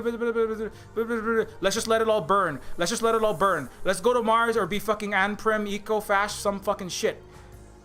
There will be nothing left of America. I wish I could tell you something different. If I saw evidence that Biden is going to change that course, and that there's material wow, oh my God, there's fucking 80, 100 million Americans out there to end the plutocracy and their colonialism, and they're ready to fucking make right and face all the trauma that they've done and that their ancestors have done. I don't see that though. You know what I see? I see a lot of people just scrambling and running away. I see Black Lives Matter, and then it's kind of black people are like, fucking shit, we need to figure this out. But and now we're just kind of, the Democrats are pretty good. Trump will probably win in 2024, so get ready for that one.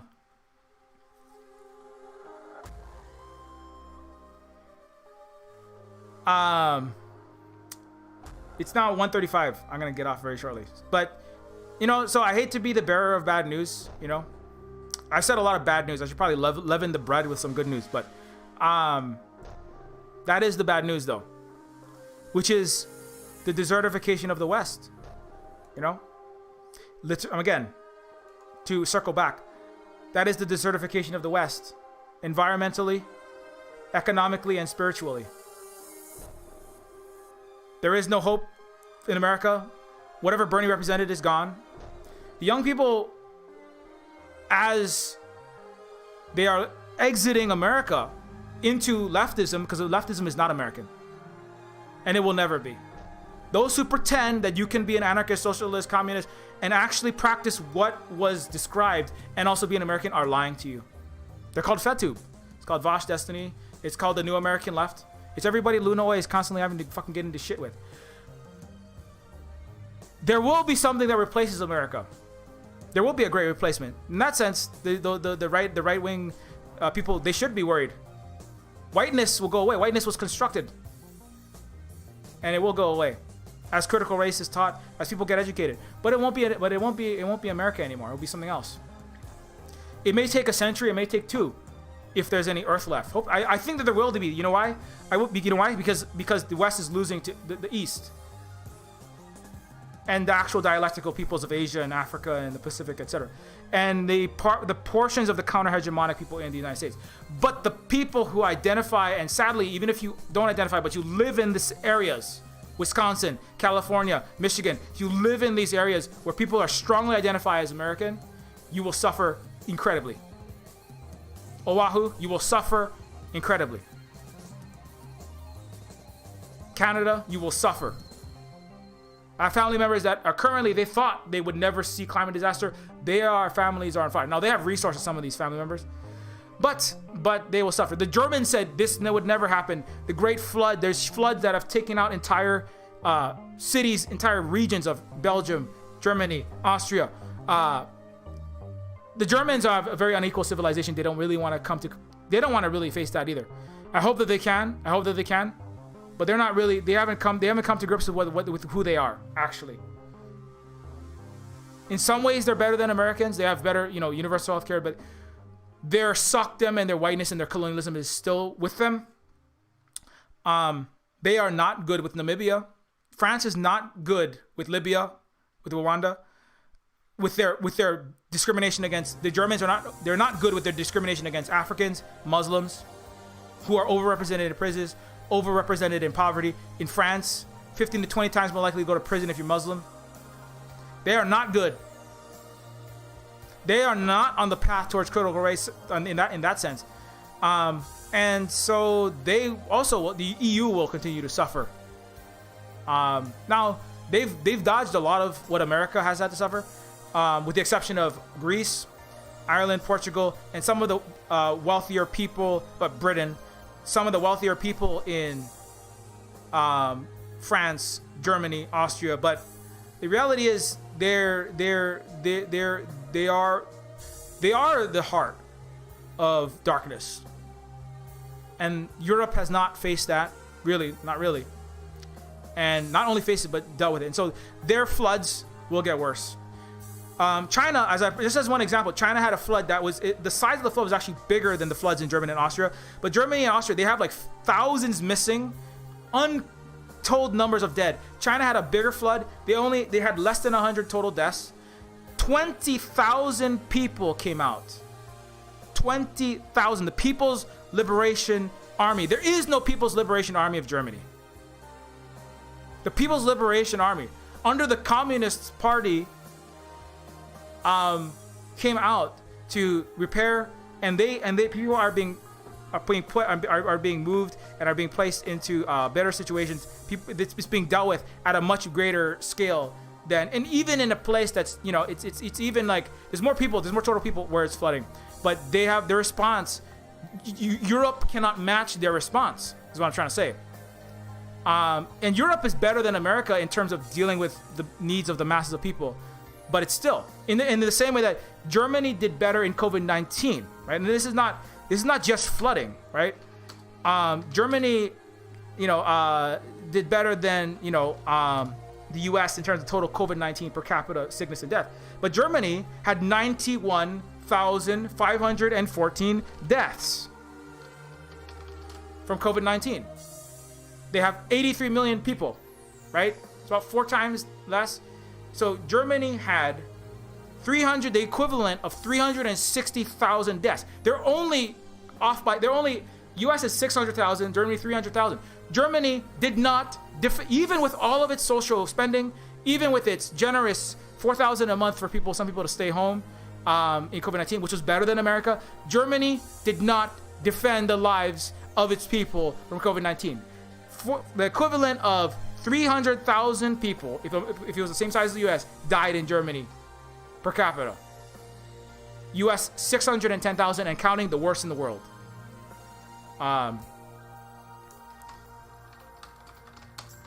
China, by again, this is again in floods in COVID-19, even Germany, even countries that are have less total colonial capitalist baggage than the United States, they're not even close to China. China has 4,636 deaths for COVID-19 in a country of 1.4 billion people. Not even close. Europe, not even close. That's why Europe is the good thing about some part. Italy is going, wait, maybe we need to work with China.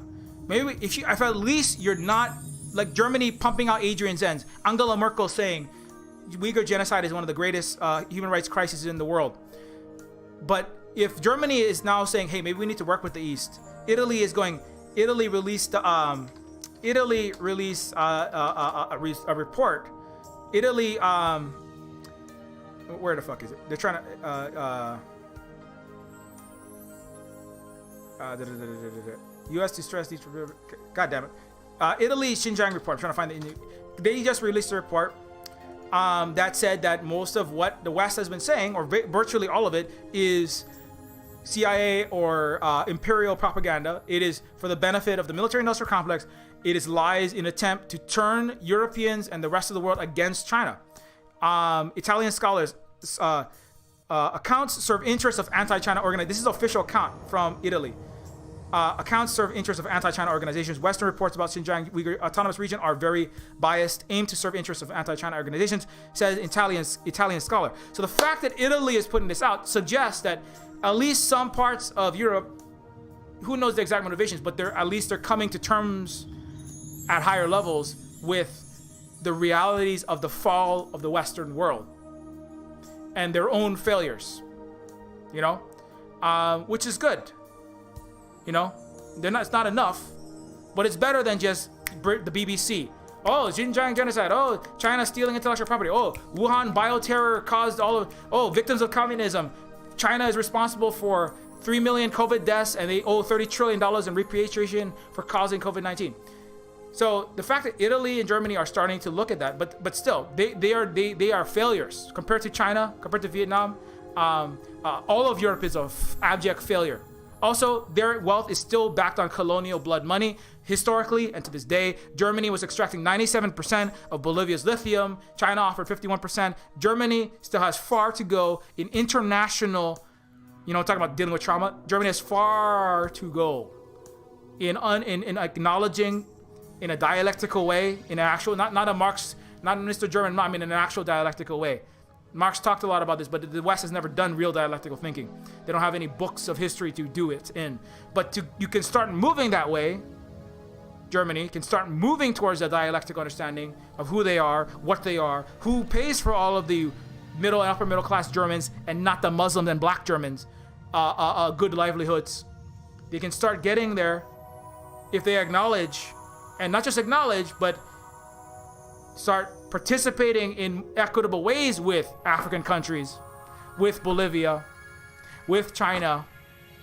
And if they continue to do that over time, maybe Germany won't be a fucked up colonizer, imperial piece of shit descendant of Rome.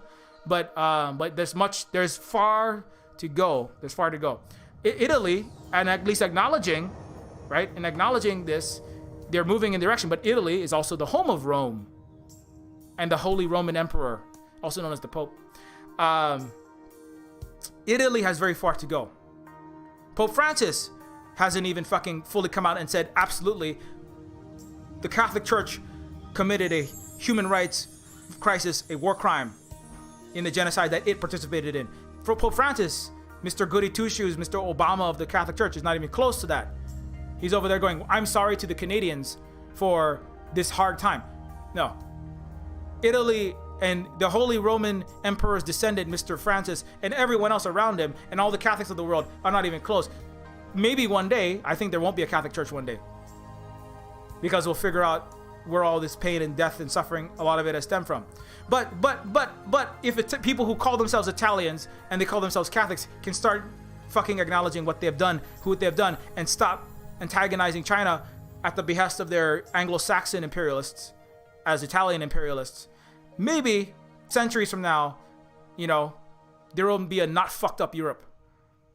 So anyway, that's a good news. That's a good piece of news.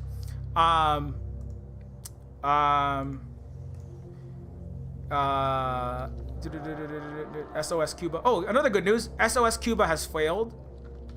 So the attempts of the CIA to undo the leftist government and people of Cuba has failed. Aborted SOS Cuba plan was foiled in the face of the Cuban people. So we're back to the old script. Now they're saying 100 CIA officers and family among those with Havana syndrome. Rachel Maddow was putting this bullshit out about, you know, oh, supersonic tiny drone insects are buzzing, you know, nausea-inducing frequencies into the ears of all of our spies in Cuba. I mean, fuck your imperialist murderers in the CIA. I mean, come on. Does anybody really care about the CIA other than like the descendants of Harvard, Princeton, Yale, Astor, Poor, and Standard & Poor's, and Delano Roosevelt? Does anybody give a fuck about the CIA? Come on, nobody cares about these clowns. Mike Pompeo, he was a bloated fucking Mr. Potato Head who couldn't do a goddamn coup. He couldn't even do his terrible genocide and slavery and global murdering job right. And he couldn't do his democracy overthrowing job right. Who gives a fuck about these clowns? But anyways, the CIA is a failing institution. It's very sad. Very sad. That's part of America falling apart. They can't get their Cuban coups done. And so propaganda is so lazy. Yeah, it's very lazy. You know, they're really falling down. But that's part of neo-feudalism. You get a bunch of mediocre white man clowns who can't do the goddamn job. So that's good news, though. But that's good, because Cuba will survive. Cuba has less malnutrition deaths. Cuba will survive America. That's the good news. The group of friends have survived America, and they will continue to grow. And the group of clowns, the Western world, will continue to dwindle. Let me see. I'm trying to find one other good news. China's flood. Yeah. So China's flood plan. 18,000 emergency responders. There were like less than 100 deaths. Germany, Austria, Belgium. They don't even know what the fuck was happening. They don't even know how many people were missing. Totally unprepared. And again, it's not like they said, well, I mean, China was prepared. This was a 1,000-year flood. It was a 1,000-year flood. But you know, but again, to an indigenous people like the Chinese, right? 1,000 years is a blink in the eye. They know these things are coming. The Chinese, the CPC plans 5, 10, 30, 60 years in advance and further sometimes. The West can't plan past, you know, even Germany can't plan past this fucking fiscal quarter. Hey, how much is Pfizer, BioNTech, how much is the German pharmaceutical company gonna make, you know? How much are the descendants of Nazi fortunes like, I don't know, Deutsche Bank, Volvo, BMW, there were 70% of the German government was Nazis after World War II. America installed more Nazis. Which is why black and Muslims are still not treated very well in Germany. And they keep that secret very well. National Socialism succeeded. National Socialism is, they can't fucking deal with their floods because they don't make plans, because they still have way too much capitalism, in less than the United States, arguably, but they also don't make plans ultimately to the level that the Chinese do, that indigenous people do. They can't see that far. They don't care. They don't really care. If they really cared, you know, they would stop being one of the biggest coal producers. And most of the coal that actually China is using is majority funded outside of China. It's mostly coming from Western countries. And China is historically a minimal carbon emitter. Now they're producing much of the world's stuff, but they are on the track ahead of the Western world in terms of the total emissions over history. And they are leading in all the renewable tech. It is not Europe. Europe is over there fucking riding their bicycles, pretending they're leading shit. They're leading. Sweden is leading the sanctions on fucking Xinjiang. That's what Sweden's leading. in their bicycle shorts. Oh, I'm gonna buy my bicycle shorts from Xinjiang because I'm a fucking genocide doer. I'm not, you know, because I'm from Sweden and I work for H&M, and I'm a fucking sock them country that's afraid of the Soviet Union, and half of Germany was fucking Soviet. So that's why we have any socialism. And now, if the Western Germans could destroy all of the socialism, they would, and join the Nazis and Prince Philip, rest in hell, and Americans. We're all feudal, fascist, capitalists. If they could get rid of all of their Eastern Germans, they would, but they have trouble right now. And East Germany has a much higher poverty rate. It's very sad. And Germany has internal contradictions that it doesn't really want to deal with. I'm trying to find that. Where was that one that I was looking at? Oh, never mind. I'm in the wrong place. So you know, that's not good news. But shit. I had one more good news. Oh yeah, the flood. 18,000 responders. They got everybody rescued. They got it dealt with. I did have it up. I'm sorry. That was from Bay Area 415. Yeah. Coming from American who saw hurricanes, tornadoes, and natural disasters devastate areas for years, China's responses to their floods is nothing short of amazing. 1,800 firefighters, 7 provinces, Hebei, Shaanxi, Hubei, Shandong, were dispatched to Henan province overnight. 18,500 sets of rescue equipment as well to help people trapped in floods. What they do is save lives. They alleviate poverty. They alleviate suffering. That's what they do. The #1 film on planet Earth from 2020 was a Chinese film, because America and the West can't make fucking movies anymore. The highest grossing film of 2021, not the domestic. I don't want to see loser clown fake civilizations like America's movies. These are terrible movies. I don't want to see Bad Boys for Life. This is messed up. My People, My Homeland, the highest grossing film of 2021.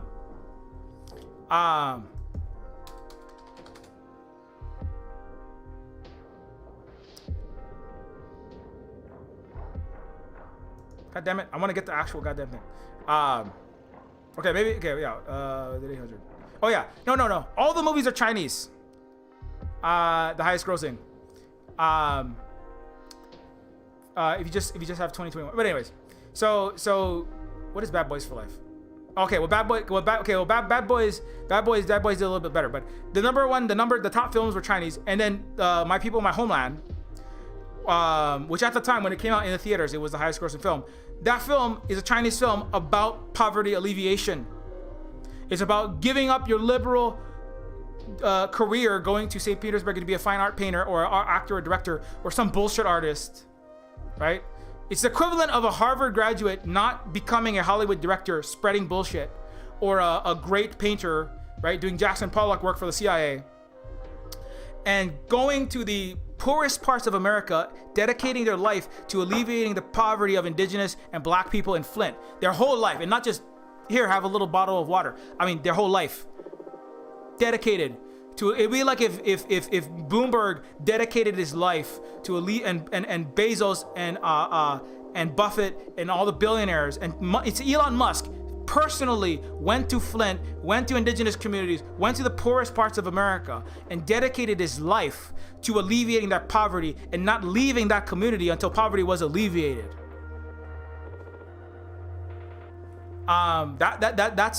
That's the equivalent. And that was like the highest. That was the highest in China. The highest grossing film in the world is Hi Mom. Hi Mom is another movie about what China has done over the last 40 years. It's about helping people. It's about what leftists in the West claim to do, but mostly they take the $10,000 a month on Patreon and start upscale capitalist hipster breweries like Pros of the Round Table. That's what Western leftists do. That's what Destiny does. That's what Vosh does. Definitely not leftists, but you know, these are liberal. That's what the America thinks is left. And Vosh, what younger people think is left, but it's not really left. That's what he does with his money. Is fuck off and take money from the federal #1 capitalist country's government and then spread the bullshit. Like the FBI good, actually, right? So that's what leftists in the West do. But in China, they actually celebrate actual leftism, #1. B, they actually fucking do it. They don't just celebrate it on TV shows. right? They don't like watch, oh, let's learn about Ho'oponopono in Hawaii as some white man has this little gallivanting, right? Let's have Orange is the New Black, a show written by a white rich lady about a bunch of handful of people that she met in prison, and then make a lot of money from that and have 25 more Netflix original series. There's never gonna be a leftist movie anywhere in the United States, with the exception of a handful of maybe Sorry to Bother You. Sorry, I don't think there's ever gonna be another one that more than 2 million people see. Maybe Sorry to Bother You, but there's a lot of confluence of reasons for that. There's a black communist made that, but anyways. But in China, they regularly make not just how many people have seen Sorry to Bother You compared to how many people saw Avengers: Infinity War? Like 0.1%. The films that they celebrate, the stories that bind them together, are the stories of people going to the most hardest hit parts of the world in their country and alleviating with no toilet, no sink. You think you have a hard time with Flint water? Try no water. You have a hard time with, you're struggling in a small apartment? Try no house. You're struggling with, oh my goodness, I'm having to ration food at the end of the month. Try famine killing 1 million people. And so the Chinese celebrate in their films that gross the most, and the most respected people there are the farmers. Xi Jinping worked his way for decades of actually serving people, alleviating poverty, fixing the environment, providing housing, helping people get to schools for decades. It's called a meritocracy. It's called an actual civilization. America, Europe talk about leftism, Marxism, socialism. They will never have any of those things. They will die first. They are dying. The Anishinaabe may do what the Chinese do, but America never will. The Federation of the Anishinaabe, the Sioux, the Hawaiian, the Algonquin, and everyone else in the North and South American parts of the global Silk Road, there will be that civilization that is honest about itself and about who did the great work, right? But America is too busy celebrating Bill Gates and Elon Musk, who did nothing but collect their dynastic, colonial, emerald, and other capitalist blood money, and then abuse their micro serfs and their Tesla union workers who had their union legs busted by the cops that Elon Musk pays. And America will never not celebrate illusory fake kings like those clowns. But China celebrates people who actually did work, like Xi Jinping, who actually had to do all these things. And they don't just celebrate him because it's a great... No, he's a symbol of what the great dragon is. They don't worship him. That's America and the West and Britain and Germany and France and Spain projecting their feudal, their imperial, their oligarchies, their capitalist billionaire fucking jet setters. They're projecting who they are, which is a bunch of authoritarian, tyrannical clowns. And they will never know. You cannot read in English about most of this stuff. You know, you have to kind of get it translated by somebody. You know, the Chinese, sometimes I wish the Chinese would like do what America does and just like blast the world's airways with all of their greatest successes. And they would actually be honest successes. Unlike America, which is capitalism is the greatest thing since sliced bread, even though America and its capitalism has killed billions ultimately. If you add it all up, all the starvation, all the famine, all the colonialism, all the genocide backed by capitalists. So China would be correct to blast to the world in every language all of its successes, but it doesn't really do that. It's doing a little bit. I wish it would do more of it. But sometimes but then it's kind of like, but then to do that would be unbecoming also to them, it would not be the way that you do things. You know, you don't brag, right? You don't do that. So other people have to do it for them. So that's what I do sometimes. But anyways, so the fact that, you know, also I said Fast 9, if you remember the last movie I talked about was Fast 9, Fast F9, the Fast Saga. Part of the reason why it's in number 3, and then the next 2 are Chinese movies, is because it's this movie that talks about spoiled rich pricks as a problem, and is an internationalist movie with people from around the world, Asia, Africa, Black from America, and it centers working class people, global South people, and it decenters rich, white, oligarchic, capitalist, and feudal clowns. And that is the future. You know, so that's the good news. That's the good news. The good news is there is a future. The bad news is if you speak English, Spanish, or French, you're probably not going to hear the good news because everything in your language is probably bullshit that you're encountering mostly, right? But the good news is against the dystopia. The hellscape, the cyberpunk dystopian hellscape that I create games about, that post-apocalyptic films are talking about, the hell that you live in, the cyberpunk dystopian hell that you live in presently, if you live in America, Canada, any of these places, that world is ending. Not the world, the Western world. Do not succumb to the doomer lie. What they want you to do is succumb to the doomer lie, because if you believe that the world is ending, then you believe that you have to support just going to Mars. And you're not going to go to Mars. Just to be clear, you're not going anywhere. Elon Musk, the Chinese will be on there first, and they're not really looking to get there. They're more honest about this. That's really difficult, and we're not going to solve that for a long time. But if you waste your time thinking you're going to go to Mars and not being in radical solidarity with the global South and the East and the counter-hegemonic powers, you will suffer and die, and capitalism will prolong itself a little longer, and Elon Musk and Bezos will flounder around, failing to get to Mars and to even space with their stupid space tourism money. But you will suffer. You will suffer. They will fuck around and survive in their New Zealand bunkers and in their little exurbs as climate change comes for them. And the Chinese solved it. But they let the California wildfire, the Song of Texas Ice and California wildfire wipe all of their country out. Bill Gates, Bezos, Branson. And you will be wiped out. If you believe their doomering bullshit and you don't get and support the global counter anti-capitalist, the actual existing left and the indigenous peoples of the world. So don't fall for that, because the truth is that world is ending. It will be gone. And there will be suffering under climate change, but the suffering will be mitigated by the global South and East working together with the new Silk Road, with the new Belt and Road, with new equitable trade. Like the Chinese sending 20,000 people to save, millions and successfully saving it.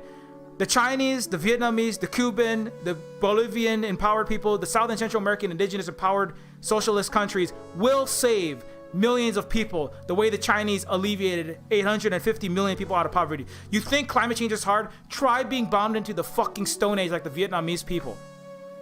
You don't know apocalypse. Indigenous people have been living apocalypse.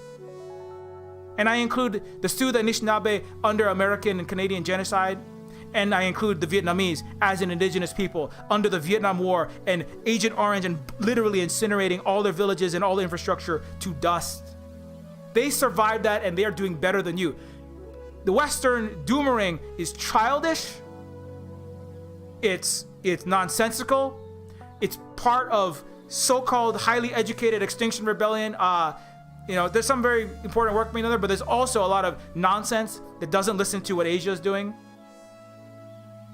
It's Western screeching and crying that is also undialectical, that is illusory Western climate historiography, lie-filled historiography, that is not paying attention to China, that is not paying attention to Vietnam, that does not really listen to the Global South. It cries about the Global South the way a white person comes to Big Island or Oahu and cries about the sad Hawaiian, but they're not looking at what the Hawaiians actually achieved. They're not really looking. Doomering is whiteness. It's childish, so don't do it.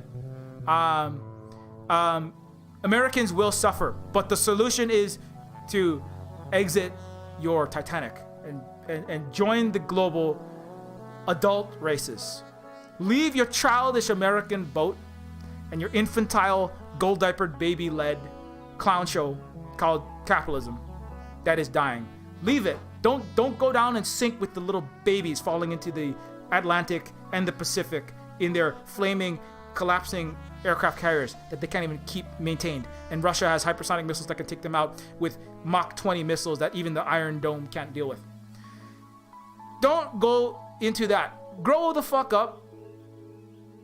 Admit who you are and who you work for in your job, in your personal history, in your nation's history, in your country's history, in your barbarian colonizer. Admit your stormtrooperness as part of Stormtroopers Anonymous, and then from there move out of that and exit the Star Destroyer that is crashing into the sun. And by the sun, I mean the new Sun King. His name is Elon Musk, who replaced Louis XIV. that is the hope. The hope, but if you insist, you continue to insist on doubling down, like my parents, doubling down on your holy Roman Empire, your holy American Empire, your atheist, capitalist American Empire, your neoliberal empire, your fake, illusory Bernie Sanders that is gone now, left of let's just ask for some healthcare. If you insist on going into the SOCDEM Titanic or the Republican or the Democrat Titanic or any one of these Titanics, you will suffer, you will die. You'll die inside. Even if you don't die outside, you'll die inside. And you probably will die outside too. Life expectancy is going like this. You will die of climate disaster, you will die of health disaster, you will die of homelessness. You will die of despair. You will die of suicide, like countless Americans have already, sadly. You will die.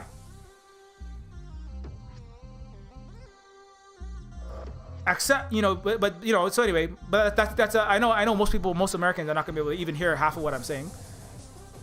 That is what it is. But to my mind, that's what it's going to take. That's what it's going to take. It's going to take realizing it. And so that if there's a hope, that's what I told my dad. I said that's the hope. There's not going to be a holy Roman Catholic Church because the Roman Catholic Church ain't holy. There's nothing holy about it. Unless by holy you mean all the holes in the little indigenous children when their acids of their stomach ate through their own bodies because they were fed acid. There's nothing holy about it. So that's what. But and he Chris, YOLO. That's basically what he said. You gotta find joy. You just gotta smoke a lot of pot and go to Woodstock. I'm like, okay, smoke a lot of pot and go to Woodstock. That's nice. There's some people that are honest. Jim Rogers is one white guy who's honest. At least he's a billionaire, but he's honest. But I think he's a millionaire. He's like, it's a good time to be old. My children are fucked. And China's doing better actually, and they're gonna do better.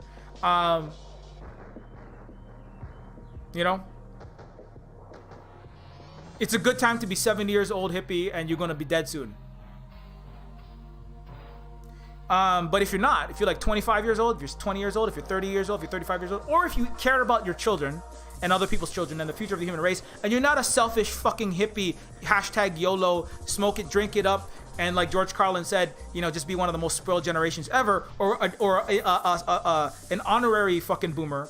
If you're not one of those pieces of shit who only cares about their own hedonistic pleasure as part of a project to destroy communism, I would argue, this is what it's going to take. I've been talking for 3 hours and half of an hour, so I should probably stop because I need to save some voice for later.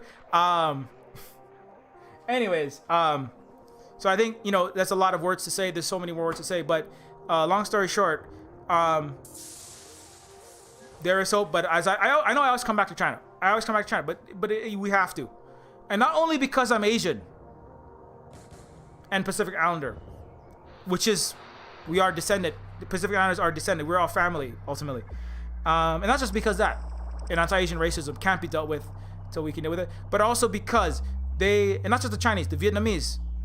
And I really hope that the divisions there slow down and don't get exacerbated. That is a strategy, is to break all of the Asians and Pacific Islanders apart from each other. They're trying very hard to do that. I don't think they will succeed, though. I'm looking more optimistic. The rate at which America's falling apart, the level of coups that they can't get done, they're forced to pull out. They're still funding shit in Afghanistan and Iraq, but it's looking less good for America's military. Thank God, that's really good. They're announcing I don't know if we can maintain Iraq very much longer. America can't. So that's good. America must fall apart. I mean, again, nothing illegal. I'm just saying their military is we can't hold all these wars across the world together. Good. Accept if Americans can accept that they are not number one in the world and that their military can't be maintained, that is progress to one day not being in America anymore. So that's positive. And that's why I say I think it's more likely that there was a point where I was like, oh shit, this is not looking good. And it's still not, we're not out of nuclear terrible warfare breaking out, but their capacity to get the wars they want to get done, and particularly South China Sea wars, is looking much less likely right now. So that's That's progress. So and that's a and also the Chinese, they don't speak for themselves. I shouldn't say they don't speak for themselves, but I feel like they aren't heard enough, and there's not enough said that needs to be heard throughout the rest of the world. And that's why I kind of go and come back there, because that really is a lot of it. I like Vietnam as well. That's why I say, like, I have more to learn from Luna than Luna has to learn from even me. And I would say the same about the people in China as well. Every American definitely, every Westerner definitely, and me as well, have more to learn there than the other way. I think, in terms of word counts, maybe the Westerners are good at putting out lots of bullshit, but in terms of actual useful knowledge, it's really got to start. It's really got to start coming the other way. The East has to educate the young West, but the beginning is, hey, let's stop spewing war propaganda lies for the military-industrial complex. So that's progress for Italy, and that's progress for other people that have finally come. When I first started talking about China, everyone's just like, Silver Spook is tanky this, terrible that, all this, Silver Spook wants to come. Even my own dad said shit like that. Like, oh, you just want to kill all the white people. It's like, no, I don't want to kill all the white people. I just let's just be more honest about what we're talking about, And so I'm really glad that now, like, we're moving in that direction. And I said I was gonna stop talking, and I haven't stopped talking. Neofeud is a cyberpunk game that is created by myself. That's about all the things that I talk about, but with more entertaining cyberpunk Disco Elysium characteristics, but with more cyberpunk, and I had voice acting before the game came out. So take that, Studio Zaum. I can't top the fact that they won like 4 games and swept the Game Awards of 2019, but I had full voice acting. Anyways, Neofeud is a dystopic cyberpunk adventure game in the vein of Blade Runner, with overlay of Game of Thrones like political intrigue, etc. It is a game that supports everything that we do here at the Silver Spook Hui, which is a Hawaiian, Chinese, Vietnamese, and Maori word that means worker-owned cooperative at the Silver Spook Worker-Owned Cooperative, where we make anti-capitalist, anti-imperialist, anti-colonialist games like Neofeud and Neofeud 2, which I'm working extremely hard on. I spent like almost all of yesterday working on Neofeud 2. I'm trying to get it done this year. It's now almost August. I have 5 months left, so I'm trying to really jam that game out, and I'm going to be really focusing on jamming Neofeud 2 out. I'm trying to take all the time I can muster and put it into Neofeud 2 as fast as I possibly can, because it's taking me a little longer than I would like. I'm not going to crunch, and importantly, if I work harder than usual, it's not being given to a capitalist lord, because it's a worker-owned cooperative, where what we do at the profits and how we work on things, what we work on, is decided equally and fairly amongst all of the members of the Silver Spook Cooperative. And we don't deny housing. We don't even ask for rent. Nobody pays rent here. People are living in studios and stuff, but nobody pays rent at the Silver Spook Cooperative / commune. So even if I work extra hard, it only goes back into the Silver Spook Cooperative, not to some billionaire capitalist. When you buy Neofeud, no capitalist will take any money from it, except maybe a PayPal little bit. May have to go to PayPal, but I don't have a way to do that right now. But anyways, if you have a second to leave even a very short review, it is massively appreciated. If you happen to be a leftist of the English-speaking variety, Neofeud explored the depths that make up our capitalist reality, and I found the game to be a multidimensional representation of Marx's Das Kapital. It's perceived as a labor of love, one that speaks to the cultural references of our generation. So there's lots of hippie Terminators and Matrix agents and $6 billion ballers that look kind of like John Connor. And JC Denton, paranoid, possibly counterintelligence agents, or counterinsurgency agencies, or maybe they're just homeless. But anyway, so there's lots of references to cyberpunk and science fiction and action movies and all this fun things that millennials and I would say older of the Gen Z might get. But if you're not any of those things, there's also a lot for you. Like, for example, you can have Marx's Das Kapital in video game form. Check that out. That's pretty cool. That's a good deal. For $4.99, are you kidding me? Neofeud's on sale. $4.99, you get $4.50.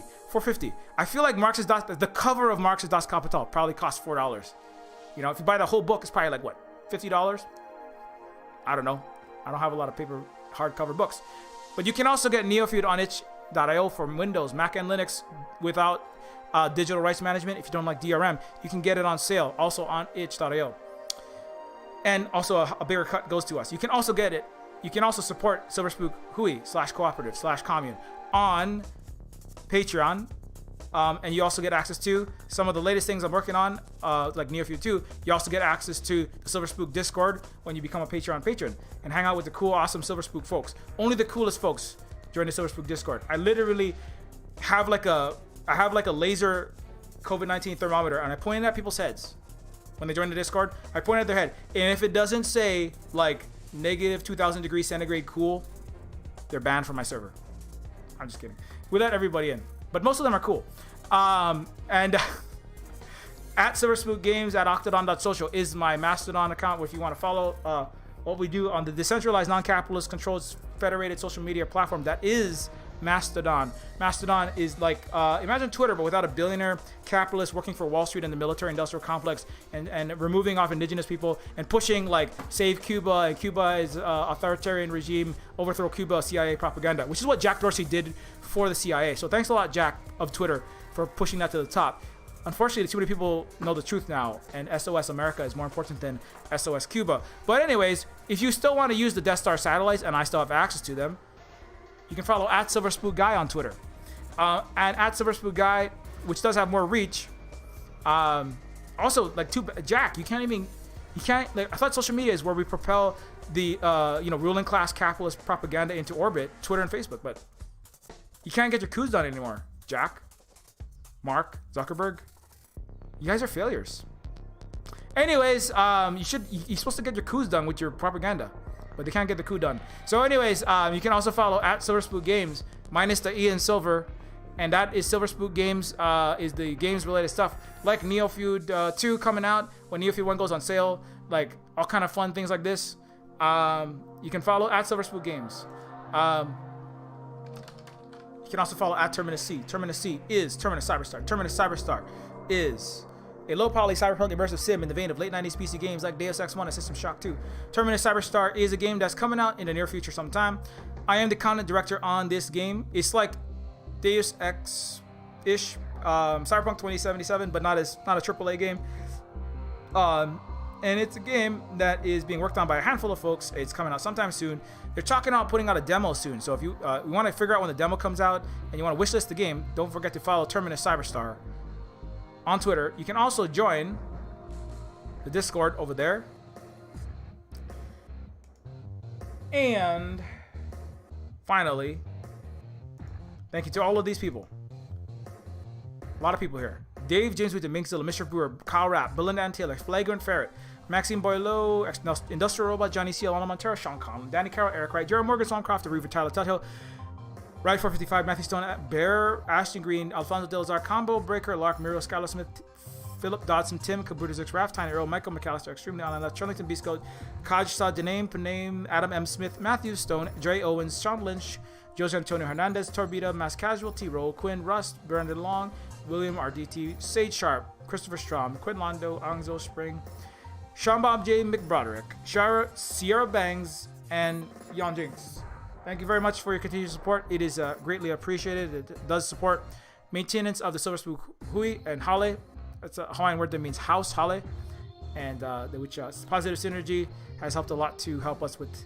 And also Holly Argent, of course, always doing very important care work of the Keiki children, and also of the moderation, which is digital care work, which is at least as important as all other work, programming, game design, or otherwise, or education.